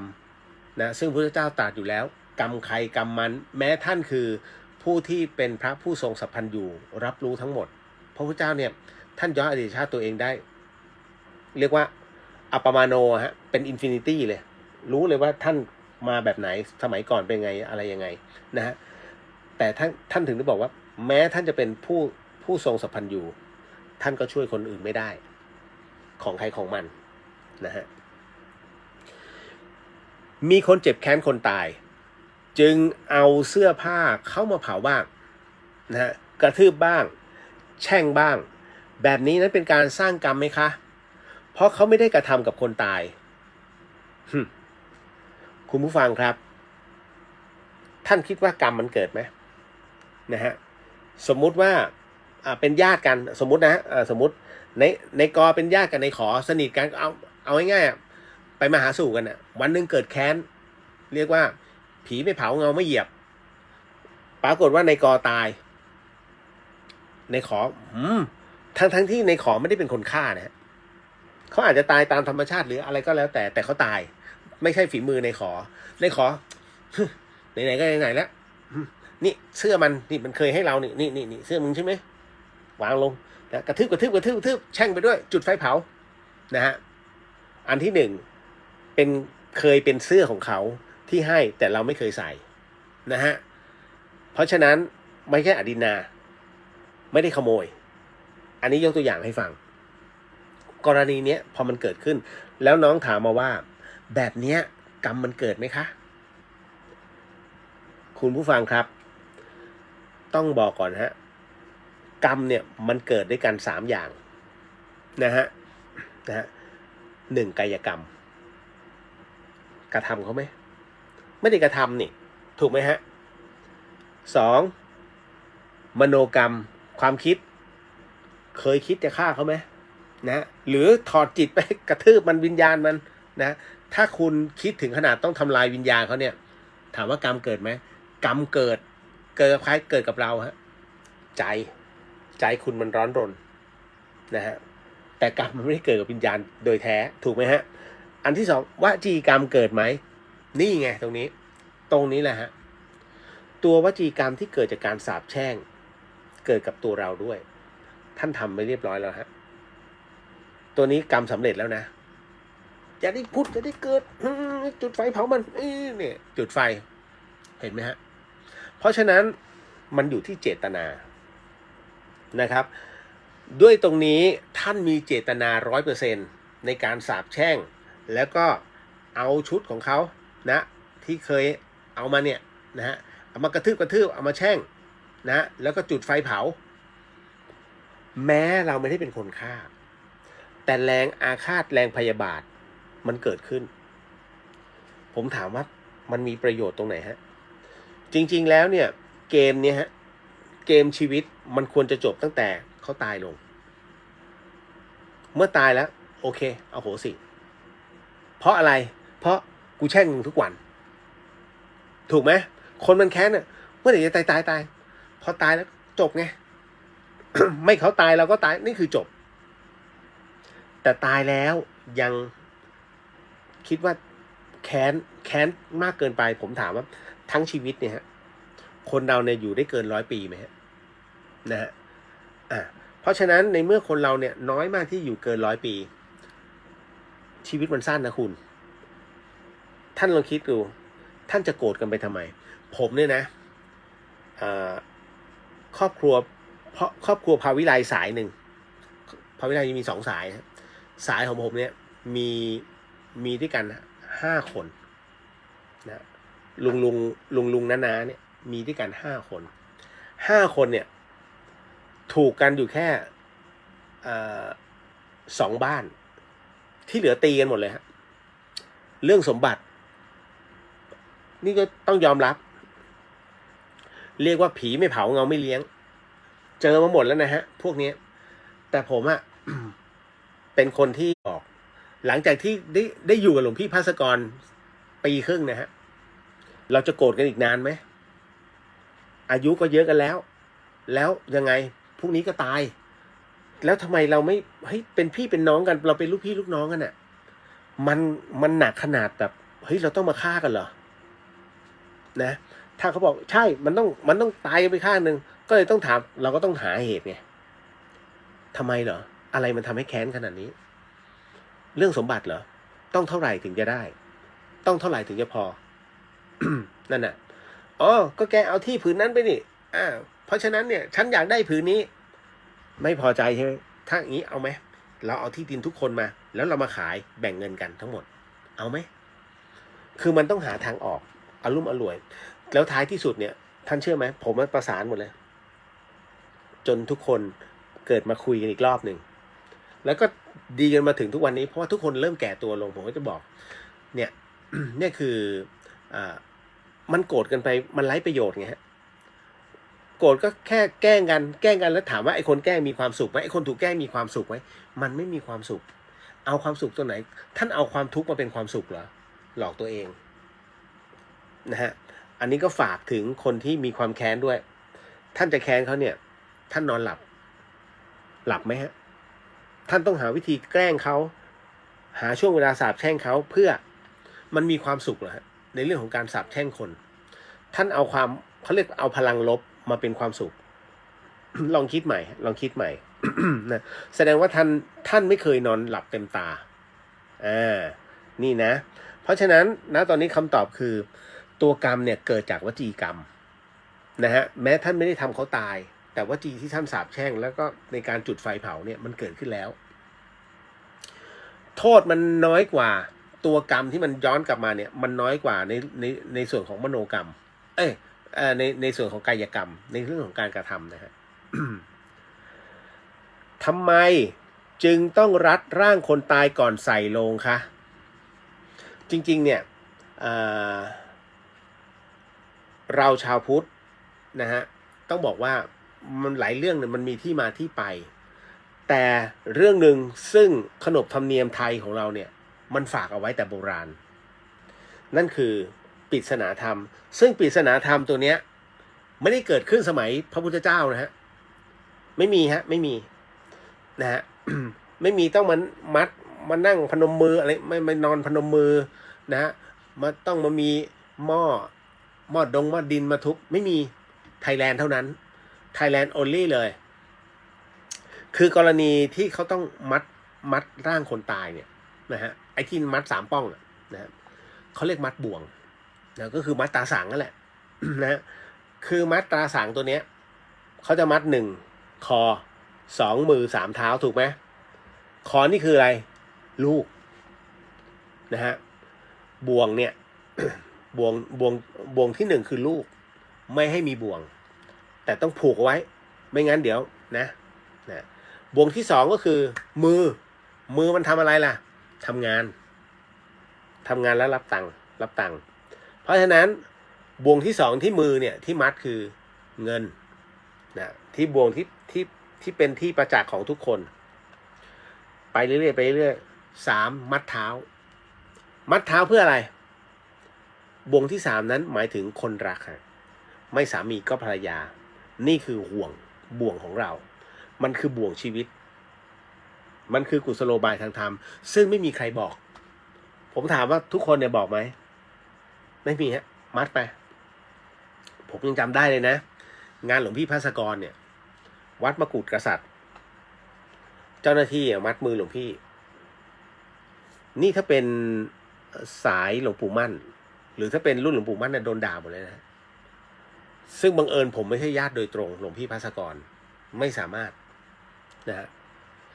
อันที่1ท่านเป็นพระไม่จำเป็นจะต้องเอามือมาในส่วนของพนมนี้มีวัดมกุฎวัดเดียวเลยฮะที่อื่นไม่มีทั้งประเทศไทยไม่มีนะฮะคือผมก็ไม่รู้จะไปบอกเขายังไงนะฮะอันที่2ก็คือว่าในส่วนของการ คือการเป็นพระเนี่ยมันไม่จำเป็นท่านทอดร่างธรรมดานะอันที่2ก็คือในส่วนของการห่มผ้านะในส่วนตรงนี้ที่เขาพลาด จริงๆต้องห่มให้ต้องจริงๆต้องห่มหมดเลยนั่นน่ะแล้วโอ้โหโรงพยาบาลท่านผ่าศีรษะหลวงพี่แล้วก็เย็บเห็นแล้วงานช่างก่อสร้างดีกว่าเยอะ นะ คือบางทีเราเห็นแล้วเห็นรูปท่านแล้วมันสลดนะครับไม่น่า เดี๋ยวค่อยมาบรรยายวันที่14วันที่13ในส่วนตรงนี้ต้องบอกก่อนว่า แต่แท้จริงแล้วมันคืออะไรคุณผู้ฟังในเรื่องของการมัดตราสังคือต้องบอกว่าถ้าย้อนในอดีตนะครับย้อนในอดีตเนี่ยคนในสมัยก่อนเขากันนะเขากันในส่วนของน้ำเหลืองเพราะมันไม่มีฟอร์มาลีนมาฉีดเพราะฉะนั้นโดยเฉพาะอย่างยิ่งคนที่มีรูปร่างใหญ่ก็คืออ้วนมันจะพองเฟะแล้วระเบิดนะฮะในสมัยโบราณเนี้ยเขาไม่รู้จักวิธีนะว่าเฮ้ยเมื่อมันพองแล้วเนี่ยนะแล้วจะต้องทำยังไงต่อคือมันก็จะมีวิธีว่าเขาจะกรีดคือถ้ามันพัฒนามาเรื่อยๆนะบังเอิญเราก็เป็นเด็กวัดเก่าเราก็จะเห็นเขาจะกรีดตามเขาตามมือตามข้อศอกนะฮะเห็นเขาสาวเอ็นออกมาด้วยเอ็นเลยนะเอ็นแบบใสมากเอ็นคนเนี่ยนะออกมานะเขาจะปาดหมดเลยปาดเอามีดปาดที่ปาดเนี่ยเพราะว่าเวลาเผาจะได้ไม่ลุกขึ้นมานั่งเขาจะปาดมือ2ข้อเท้า2หลัง1ต้องปาด เพื่อให้เอ็นมันขาดนะฮะพอถึงตรงนั้นเสร็จปุ๊บเนี่ยการปาดเนี่ยหมายถึงว่าเมื่อบวมเมื่อก่อนไม่มีฉีดฟอร์มาลินเมื่อบวมปุ๊บเนี่ยแก๊สมันออกแก๊สในร่างกายเนี่ยมันจะออกตามที่เราปาดไว้นะแล้วเพื่อให้มั่นคงอีกทีเขาเลยมัดเอาผ้าห่อกันแล้วมัดเมื่อก่อนใช้ก็คือผ้าดิบนี่แหละแล้วก็เสื่อแล้วก็มัดนั่นแหละเป็นงี้ทุกคนไหมไม่ทุกคนฮะ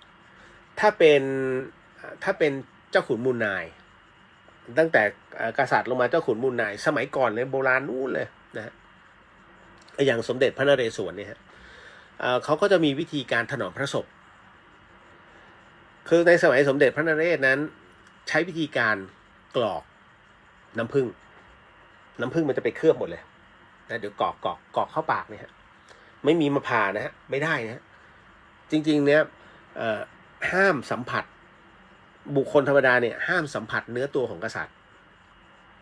ดังนั้นเขาจึงต้องใช้พราหมณ์นะผู้เป็นเรียกเป็นผู้บริสุทธิ์นะตรงนั้นนะก็กรอกเพื่อใช้อันที่1น้ำผึ้งมันเคลือบทั้งหมดข้างในอันที่2เอาใช้ทานะใช้ทาพร้อมขมิ้นนะฮะ ก็แล้วก็จากนั้นก็พันด้วยผ้าเป็นการถนอมพระศพนี่ฮะนี่คือสมัยก่อนซึ่งมันน้อยคนนะที่จะได้ทำแบบนี้นี่แหละเมื่อมันไม่มีฟอร์มาลีนมาฉีดนะฮะมันก็เลยทำให้ศพเนี่ยมันอืดในสมัยก่อนนะแต่พอปัจจุบันเนี้ยมันไม่จำเป็นแล้วมันมีโรงเย็นคุณผู้ฟังครับผมต้องบอกว่า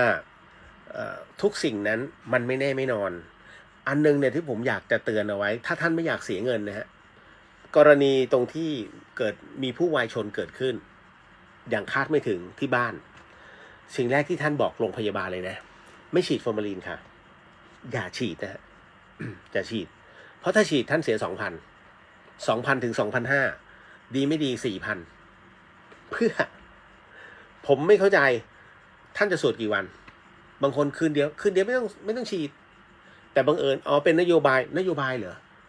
ไอ้นี่นโยบายหาเงินไม่ใช่แล้วนะฮะอันนี้ผมบอกไว้ก่อนไม่เกี่ยวนะ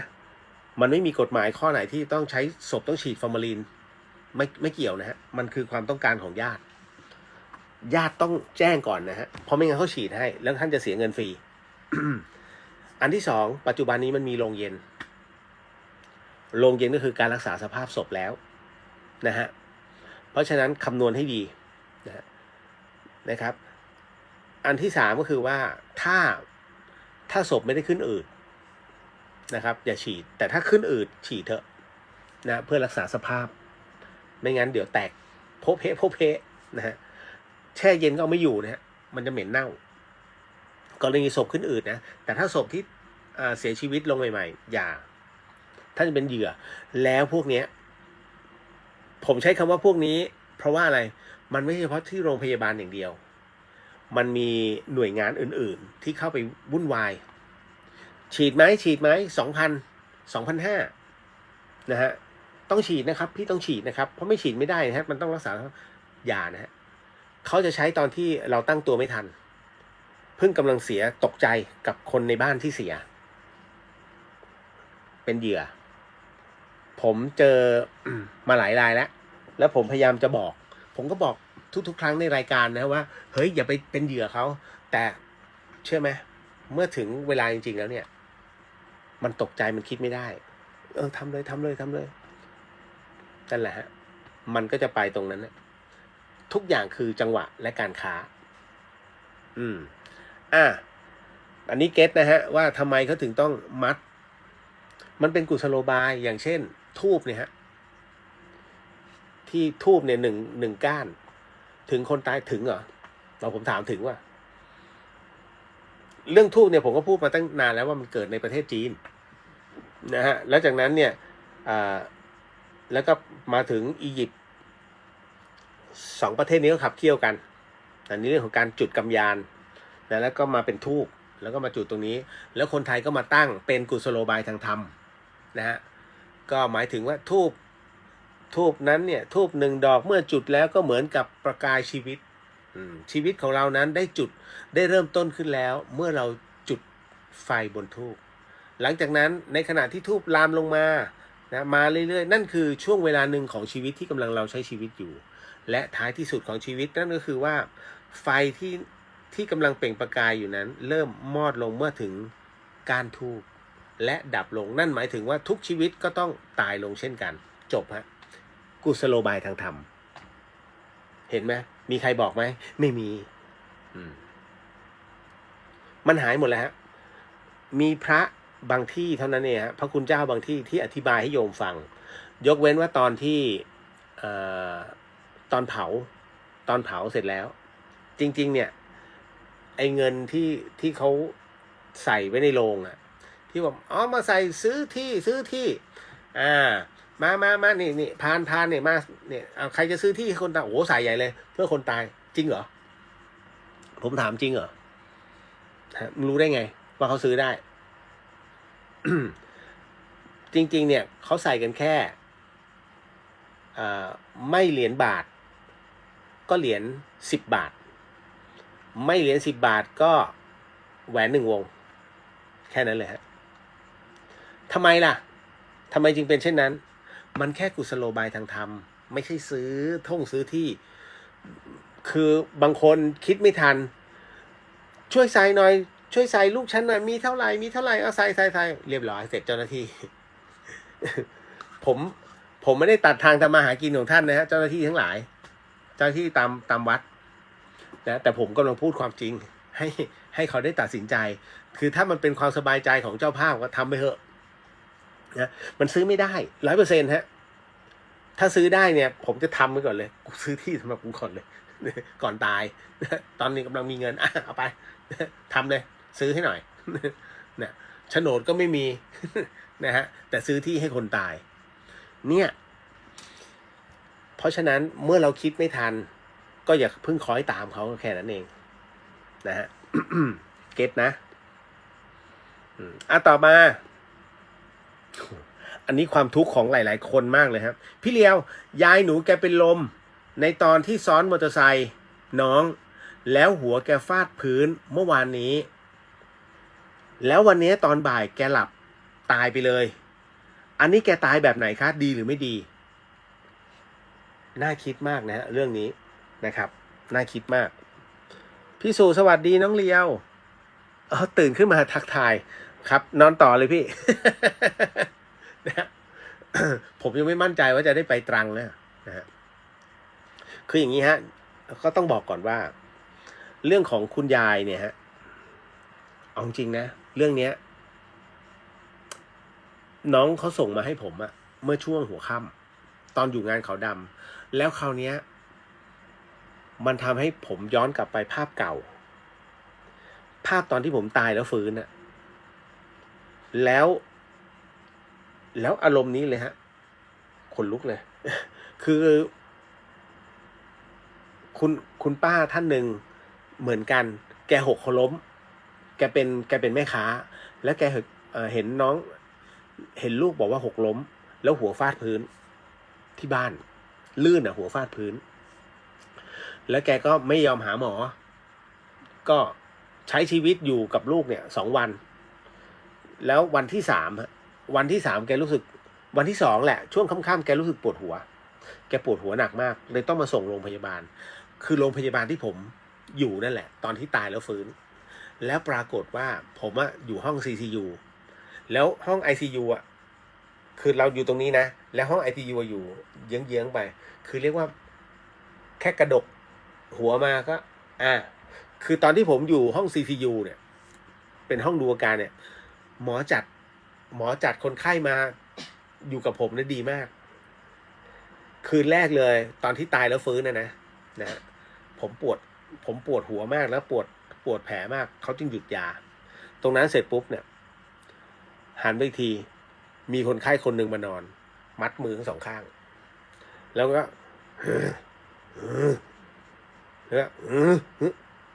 นึกเฮ้ยมันซอมบี้เปล่าวะ แล้วเราก็เฮ้ยมันซอมบี้เปล่าวะ น้องพยาบาลนึกจะชื่อพึ่งนะไม่ใช่ครับพี่เลียวน้องเขาเป็นแฟนรายการด้วยตอนนั้น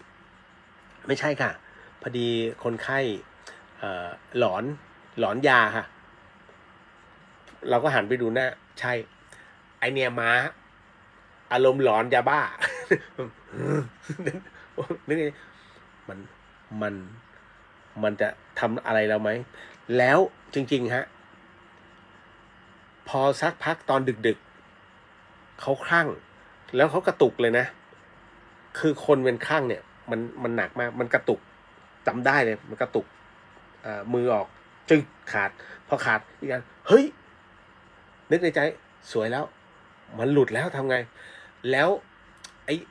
ผมก็ไม่รู้ว่าอะไรไอ้สายที่สวนปัสสาวะคุณเพราะว่าเขาโดนตรึงเนี้ยไอ้สายที่สวนปัสสาวะมันคือภาพมันโอ้โหมันจับตรงสายแล้วมันดึงออกฟุบเลือดพุ่งฟึดแล้วโอ้โหคนลุก นะมันดึงแบบแล้วจากนั้นก็เดินแล้วก็ประมาณว่าแล้วลงจากเตียงแล้วเตียงติดกันเลยเตียงห่างกันเมตรเดียวมันลงมามันมองหน้าผมนิดนึงแล้วก็นึกในใจเราก็แบบนอนนิ่งๆคือมันยังไม่ผมยังไม่มีแรงคือประมาณว่ามึงแค่ยกเอาเข็มมาจิ้มกู2 ทีก็ตายแล้วล่ะ ณ ตอนนั้นน่ะแต่มองแป๊บนึงก็ไปแล้วพยาบาลก็โทรเรียกเหมือนกับบุรุษพยาบาลแล้วก็รปภขึ้นมาตามจับผมก็นึกในใจ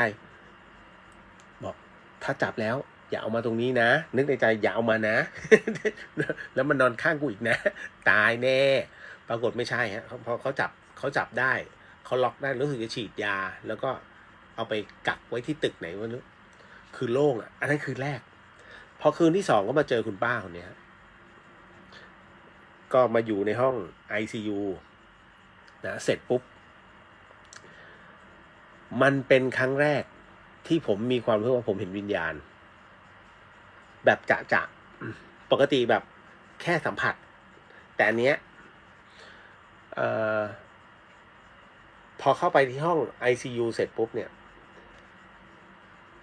ก็ได้ยินคุณหมอคือผมก็หลับอยู่แล้วก็ได้ยินคุณหมอคุยเสียงดังมากคุยกับน้องพยาบาลผมว่าเคสเนี้ยเขาพูดเป็นภาษาแพทย์นะเคสเนี้ยไปตามเขามีญาติไหมน้องพยาบาลบอกมีลูกค่ะคุณหมอไปตามลูกเขามาผมว่า ไม่น่าอยู่เกินวันนี้หมายถึงวันเขาเข้าช่วงค่ำแล้วก็อีกวันหนึ่งต้องผ่าตัดช่วงบ่ายลูก2 คนลูกชายกับลูกสาวมานะฮะหมอก็อธิบายให้ฟังว่าคือตอนนี้คุณแม่หมายถึงแม่เขาก็คือคุณป้าแหละที่อยู่ในห้องโอกาสรอดนั้นมันน้อยมากเพราะว่าหมอเอ็กซเรย์ดูแล้วปรากฏว่าเกล็ดเลือดคุณหมอใช้คำว่าเกล็ดเลือดมันไปอุดตรงก้านสมองหมอช่วยได้แต่คุณป้า ไม่สามารถจะตื่นขึ้นมาเหมือนเป็นปกติได้แล้วก็อยู่ได้ด้วยยา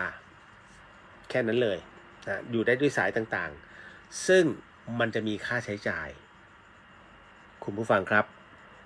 ทุกคนฮะพอเจอคำว่าค่าใช้จ่ายกับบุคคลซึ่งไม่สามารถจะฟื้นกลับมาได้แล้วเป็นท่านจะตัดสินใจอย่างไรมันก็ทำให้เด็ก2 คนนั้นนะฮะคุ้นคิดกันแบบพอสมควรผมเห็นแล้วล่ะตอนที่หมอเรียกมาณตรงนั้นเลยนะฮะภาพของคุณป้าเนี่ยซึ่งผมไม่รู้เลยว่าแกหน้าตาประมาณไหนอะไรยังไงนะหมายถึงว่าตัวของคุณป้านะแรกไม่เห็นแกก็เดินแกก็ยืนอยู่หลังลูกหมอก็อธิบายเสร็จปุ๊บเด็ก2 คนกอดคอกันกอดกันร้องไห้เพราะรู้ว่าไม่มีทางแล้วนะก็ต้องปล่อยผมได้ยินเลยฮะว่าน้องก็ถามว่าแล้วอาการจะเป็นยังไงหมอก็จะบอกว่าเดี๋ยวถ้าเป็นอย่างนี้นะฮะแต่ละส่วนเนี่ยของคุณแม่เขาจะหยุดของคุณป้าท่านจะหยุดทำงานมันก็จะค่อยๆอ่อนลงณตรงนั้นเอง นะโอ้โหพอถึงตรงนี้ผมเห็นเลยนะว่าป้าที่แกยืนเนี่ยนะแกร้องไห้ด้วยเหมือนอะไรลูกอ่ะทั้ง2 คนน่ะเด็ก2 คนนะแล้วจนกระทั่งหมอบอกว่าก็ให้ไปติดต่อมาบอกญาติซะแล้วก็เตรียมหลักฐานนะมาตอนเย็นอีกทีนึงนั่นแหละแล้วเป็นช่วงของพระอาจารย์ก็เด็ก2 คนก็กลับไปเป็นช่วงของพระอาจารย์วิศวัตรเนี่ยมาเยี่ยมผมพอดีนะตรงนั้นอันนี้อาจารย์อยู่ในเหตุการณ์ด้วย อาจารย์ฟังอยู่อาจารย์จำได้เนาะ นะฮะพระอาจารย์อยู่ในเหตุการณ์ด้วยสักพักก็มีเสียงช่วงประมาณสัก6 โมงเย็นนะ5 โมงกว่านะในห้อง ICU นะฮะสักแป๊บหนึ่งพออาจารย์มาเยี่ยมผมเสียงร้องไห้แบบลั่นเลยฮะคือทุกคนที่มาอยู่นั้นร้องไห้อาจารย์ถามอะไรเหรออ๋ออาจารย์ป้าเขาสมองตายคงจะเสียแล้วล่ะครับนะ อาจารย์ก็แต่หลังจากอาจารย์กลับไปนะแล้วคราวนี้เขาก็ให้ญาติออกมาก็ทำจัดการคงจะทำความสะอาดนะแล้วก็ค่อยๆแพ็คศพเป็นครั้งแรกฮะที่ผมเห็นการแพ็คศพตอนนั้นน่ะเห็นป้าแล้วป้าแกยืนอยู่ในหมู่ตรงนั้นผมยังตกใจเฮ้ยเห็นได้ไงวะนั่นแหละ แล้วคือเตียงอะนะมันก็จะเป็นเตียงผู้ป่วยแล้วล่างก็อยู่อย่างเงี้ยแล้วโรงพยาบาลเนี่ยเป็นการแพ็คศพที่ท่านไม่รู้จริงๆนะท่านจะไม่รู้เลยว่าเนี่ยในตรงเตียงเนี้ยมีศพอยู่มีผู้เสียชีวิตเพิ่งจะเสียชีวิตนอนอยู่เขาจะผูกแบบเหมือนมีวิธีการอะเอาผ้าคือเอาผ้าปูเตียงอะให้ผ้าปูเตียงอะขึงตึงเลยฮะแล้วคุมแล้วรอญาติเข้ามาในขณะที่กำลังรอญาติเข้ามาก็เขาต้องเคลียร์ห้อง ICU ก็เข็นมาแล้วเข็นมาไว้ตรงไหนรู้ไหมข้างผม อีกแล้วครับท่านนะนึกในใจเมื่อคืนก็ยาบ้าวันนี้ก็คุณป้า นะมาเอามาเนี่ยคืออารมณ์ว่าถ้าผมนอนอยู่เงี้ยถ้าผมกระดกตัวขึ้นมาเงี้ยแล้วก็ประมาณว่าชะเง้อดูก็ใช่เลย ก็จะเจอคุณป้านอนข้างๆเลยสักพักลูกก็ถือรูปเข้ามารูปคุณป้าคนนี้นะโอ้โหใช่เลยชัดเจนมากผมก็เลยถามว่า ถามญาติเขามีใครจะมีใครนำศพออกไหมไม่มีค่ะ ก็นำกันเอง เดี๋ยวนะ ถ้านำกันเองเนี่ยแกไม่ไปหรอก เดี๋ยวพี่นำให้ ผมก็เลย ขอ อขอขออนุญาตแป๊บหนึ่งในเรื่องของการว่าคาถาแล้วก็ให้บอกศพให้ตามลูกไปซะภาพที่เห็นก็คือไปพร้อมกันนึกในใจโอ้ตายแล้วอยู่โรงพยาบาลนี้สุดๆนะแล้วก่อนหน้านั้นเราเจออยู่แล้วไงตอนที่ตายตายแวบๆตายแล้วฟื้นในห้อง ICU แหมรุ่นพี่ทั้งนั้นเลยนะฮะพอมาถึงตรงนี้ก็เลยต้องบอกว่ากรณีของคุณยายเนี่ยที่เป็นลมนะฮะคุณผู้ฟังกรณีของคุณยายที่เป็นลมในตอนที่ซ้อนมอเตอร์ไซค์นั้นเนี่ยหัวฟาดพื้นเป็นกรรมของแกนะอันนี้เป็นกรรมตัวนี้ไม่รู้หรอกว่ามันเกิดจากอะไรแต่ให้ท่านจำไว้ว่าสิ่งใดที่เกิดกับเราคือวาระกรรมที่เคยเกิดโดยที่เราไปกระทำเขาก่อนคุณยายอาจจะเอาสากกระเบือไปตีหัวปลานะหรือว่าเคยจะไปยิงนกอะไรก็ตามแล้วไปโดนที่หัวแล้วตายบัดนี้เกิดที่หัวท่านพอฟาดปึ้งตัวนี้คือเขาเรียกว่ากรรมส่วนที่เหลือเป็นส่วนของตามเหตุปัจจัยเพราะฉะนั้นในส่วนของการตายแบบนี้นะฮะหลับตายไปนะตรงนี้ถามว่ารับรู้ไหมถ้าจิตสุดท้ายเป็นเขาเรียกว่าจิตสุดท้ายยังคงว่างเปล่าไม่มีความดีและความชั่วตรงเนี้ยนะฮะภูมิต่างๆเนี่ยเขาจะยกประโยชน์ให้จำเลยเหมือนว่าคดีเลยฮะไปสุคติก่อนสุคติในที่นี้ไม่ใช่ว่าโหขึ้นสูงไม่ใช่นะหมายถึงว่ายังอยู่ยังไม่ได้ลงยังไม่ได้ดิ่งนะแล้วก็เหมือนกับอยู่เหนือขึ้นมานิดนึงพอให้สูดอากาศหายใจแค่นั้นนะคือประมาณบัวปิ่มน้ำแค่นั้นประมาณนะก็จะประมาณนี้นั่นคือหมายถึงว่าในหัวสมองมันแบงค์นะแล้วก็ตายลงคราวนี้ต้องมาวัดในเรื่องของบุญกรรมกันต่อไปในขณะที่เป็นแม่ค้าเคยด่าใครไหมนะเคยคดโกงใครไหมถ้ามีมันจะฉุดลงเคยใส่บาตรไหมเคยทำบุญตรงนั้นตรงนี้เคยสร้างพระไหมถ้าเคยสร้างปุ๊บพ้นน้ำแล้วนะแล้วยิ่งทำโอ้เช็คไปเช็คมายิ่งทำขึ้นจบเลยตัวจิตจะเขาเรียกจะอยู่ในสุขติภูมินะจะมีความอบอุ่นนะฮะมีความสุขขุมนะฮะมากขึ้นนะก็คือเป็นสุขแต่ถ้าอยู่ในทุกขติภูมิจิตนี้เล่าร้อนมากนะฮะเล่าร้อนแล้วก็อาจจะเข้มข้นไปมากกว่านี้นะฮะนั่นคือทุกขติของดวงจิตเนาะมาต่อไปสิ่งที่หลายๆคนถามเอาไว้กรณีของสารวัตรโจ้นี้ตายในขณะที่ถูกคุมขังเหมือนว่าผูกคอหนีโทษแล้วเขาหนีได้จริงหรือคะอันนี้ต้องบอกก่อนนะฮะว่า ในกรณีของสารวัตรโจ้นั้นเนี่ยนะครับจะเกิดอะไรขึ้นก็ตามนะฮะหรืออะไรขึ้นก็ตามเนี่ยมันเป็นวัฏจักรแห่งกรรมที่เกิดขึ้น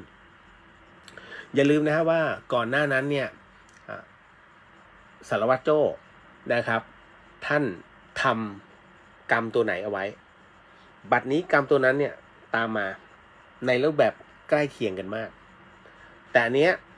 ถ้าตามเหตุปัจจัยท่านอาจจะปลิดชีพตัวเองนะฮะโดยแบบไหนขาดอากาศหายใจถูกไหมแล้วที่ท่านรับโทษเกิดจากตรงไหนทำให้เขาขาดอากาศหายใจไงคอเหมือนกันอันนี้คุมพลาสติกกับคอพาดเหมือนกันอารมณ์เดียวกันเพราะฉะนั้นเนี่ยตัวกรรมตัวนี้สนองทันที สนองทันทีแต่ในเรื่องของการกระทำอื่นๆนั้นนะฮะการกระทำอื่นๆนั้นเป็นเหตุปัจจัยของแต่ละคนไปกรณีตรงนี้เนี่ยที่น้องถามว่านี่คือผูกคอหนีโทษหรือเปล่าผมมองว่าอาจจะเป็นการประท้วงให้เกิดสิ่งที่มันเขาเรียกอาจจะต้องมีการเช็คคุกมากขึ้นกรณีตรงนี้ทุกอย่างนั้นมันมีเหตุและมันมีมูลถ้าไม่มีมูลเหตุไม่เกิดนะฮะกรณีตรงนี้ก็เลยมองว่าเนี่ยฮะมันมีเหตุของมันแต่เขาหนีได้จริงหรือการผูกคอตายหนีได้ไม่ฮะคนผูกคอตายถามว่าสุขหรือทุกข์จิตเนี่ยเป็นสุขหรือเป็นทุกข์มันทุกข์ไงเมื่อมันทุกข์ในการฆ่าตัวตายแบบนี้ จำเป็นนะถ้าตามในเหตุของพระไตรปิฎกที่กล่าวไว้นั่นหมายถึงว่าท่านจะต้องฆ่าอย่างนี้อีก500 ชาติคำว่า500 ชาตินั้นคืออะไรอย่าลืมนะฮะว่าเวลาที่ไอน์สไตน์กำหนดเอาไว้ฮะ นะอะไรที่เร็วกว่าแสงเวลาจะยืดออกนั่นหมายถึงว่าจิตเร็วกว่าแสงมากดังนั้นกรณีนี้เมื่ออยู่ในห่วงของจิตที่มันเกิดขึ้นเวลาจะยืดออกการยืดออกของเวลานั้นหมายถึงว่าทุกๆครั้งเมื่อทบเวลาที่เดิมจะต้องฆ่าตัวตายอยู่อย่างนี้500 ครั้งไปเรื่อยๆตามเหตุวาระของสิ่งที่ต้องเป็นนี่คือต้องชดใช้แล้วถามว่าต้องกลับมาอีกรอบหนึ่งแบบไหนตามเหตุเลยครับถ้ากลับมาแบบนี้จะเป็นคนหรือเป็นสัตว์ต้องบอกก่อนว่าการเกิดเป็นคนยากนะฮะ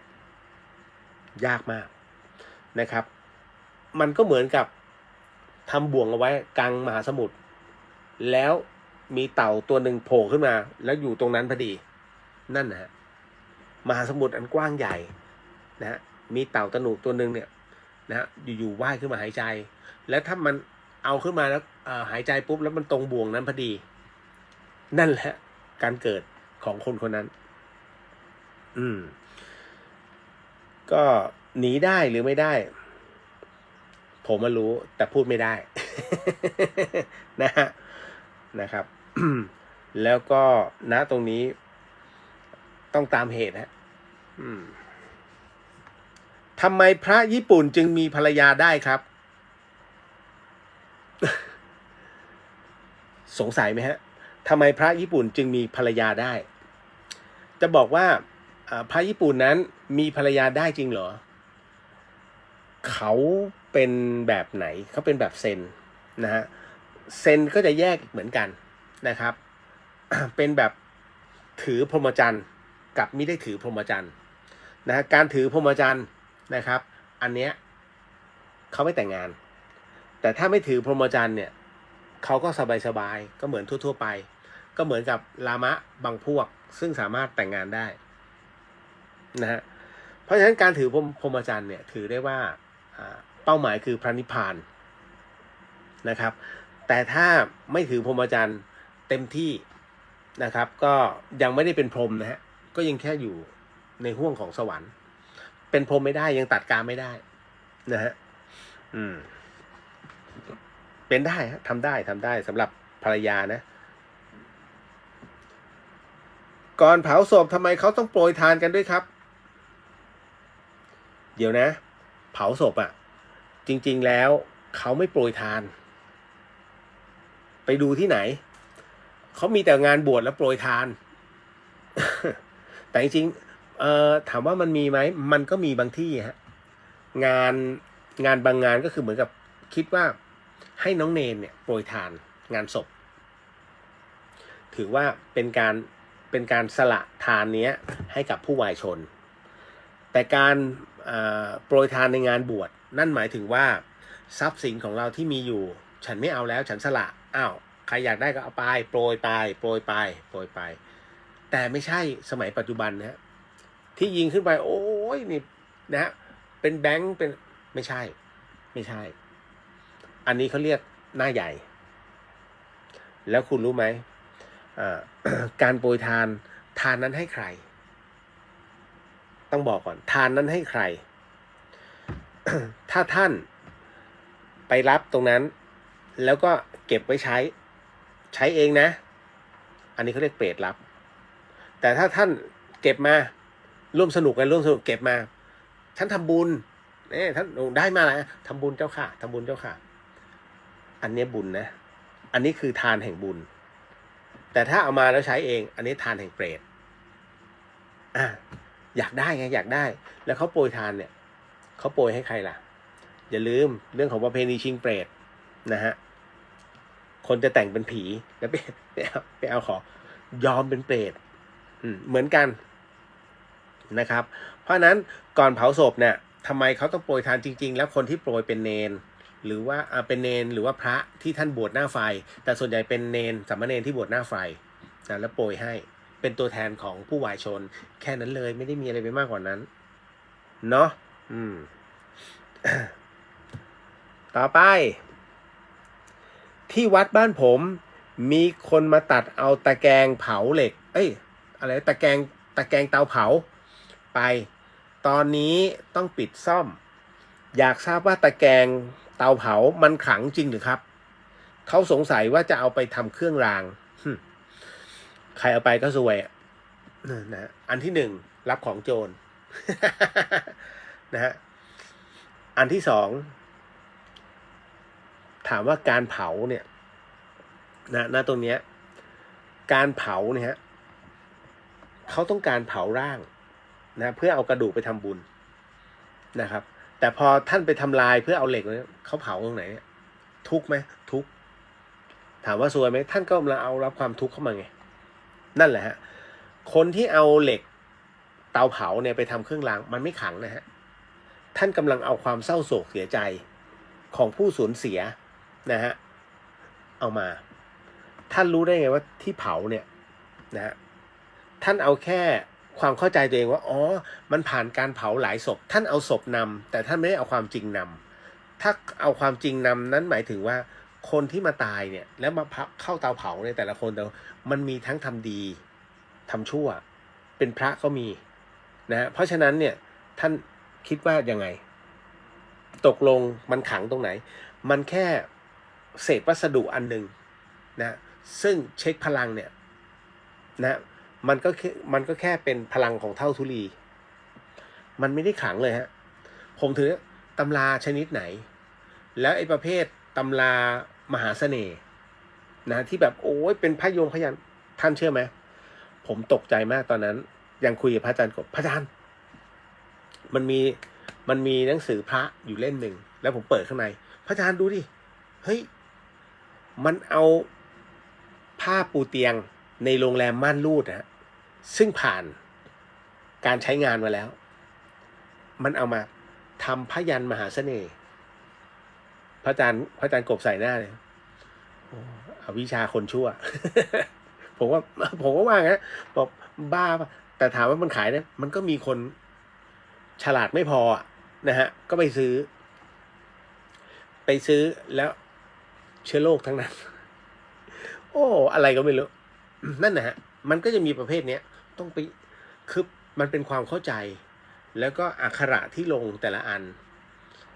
คือผมอะ ถ้าท่านท่องมานะไม่ได้เก่งบาลีนะฮะแต่พอจะแปลบางคำออกผมก็แล้วก็ถ้าอ่านตัวพยัญชนะของยันน่ะผมก็พอจะแกะได้บ้างไม่ใช่ว่าแต่ไม่ทั้งหมดเพราะฉะนั้นเนี่ยผมไม่ได้แม่นแต่ผมจะแม่นเฉพาะยันที่จะต้องทำอัดพลังลงไปเพราะนั้นสังเกตไหมที่ผมแจกในขณะที่บวชอ่ะมันเป็นณมีกับณเงินนะฮะณมีกับณเงินแค่นั้นเลยเพื่อที่จะให้ทุกคนนั่นคือถนัดเราถนัดตรงนั้นนะครับ ก็เลยให้ทำให้แต่ละคนไปนี่แหละเฮ้ยเอาการอยู่เหมือนกันนะครับก็เดี๋ยวขอไปสัมพันธ์ก่อนแล้วกันนะว่าในวันศุกร์นี้นะครับที่ยุวพุทธิกะสมาคมแห่งประเทศไทยนะครับก็ช่วงเวลาประมาณ 9:30 ถึง 10หรือเริ่ม 10 นาฬิกาก็จะเป็นพิธีเรียกว่า สวดนะครับสวดในวันคล้ายทำบุญนะฮะทำบุญในวันคล้ายวันมรณภาพนะของพระอาจารย์ภัสกร4 ปีมาแล้วนะครับที่ยุวพุทธิกะสมาคมเพชรเกษมผมก็ไปไม่ถูกหรอกแต่เดี๋ยวก็ต้องค่อยๆขับรถไปนะฮะแล้วก็จะต้องเลยไปเขากะโหลกนะที่ประจวบ นะแล้วจากนั้น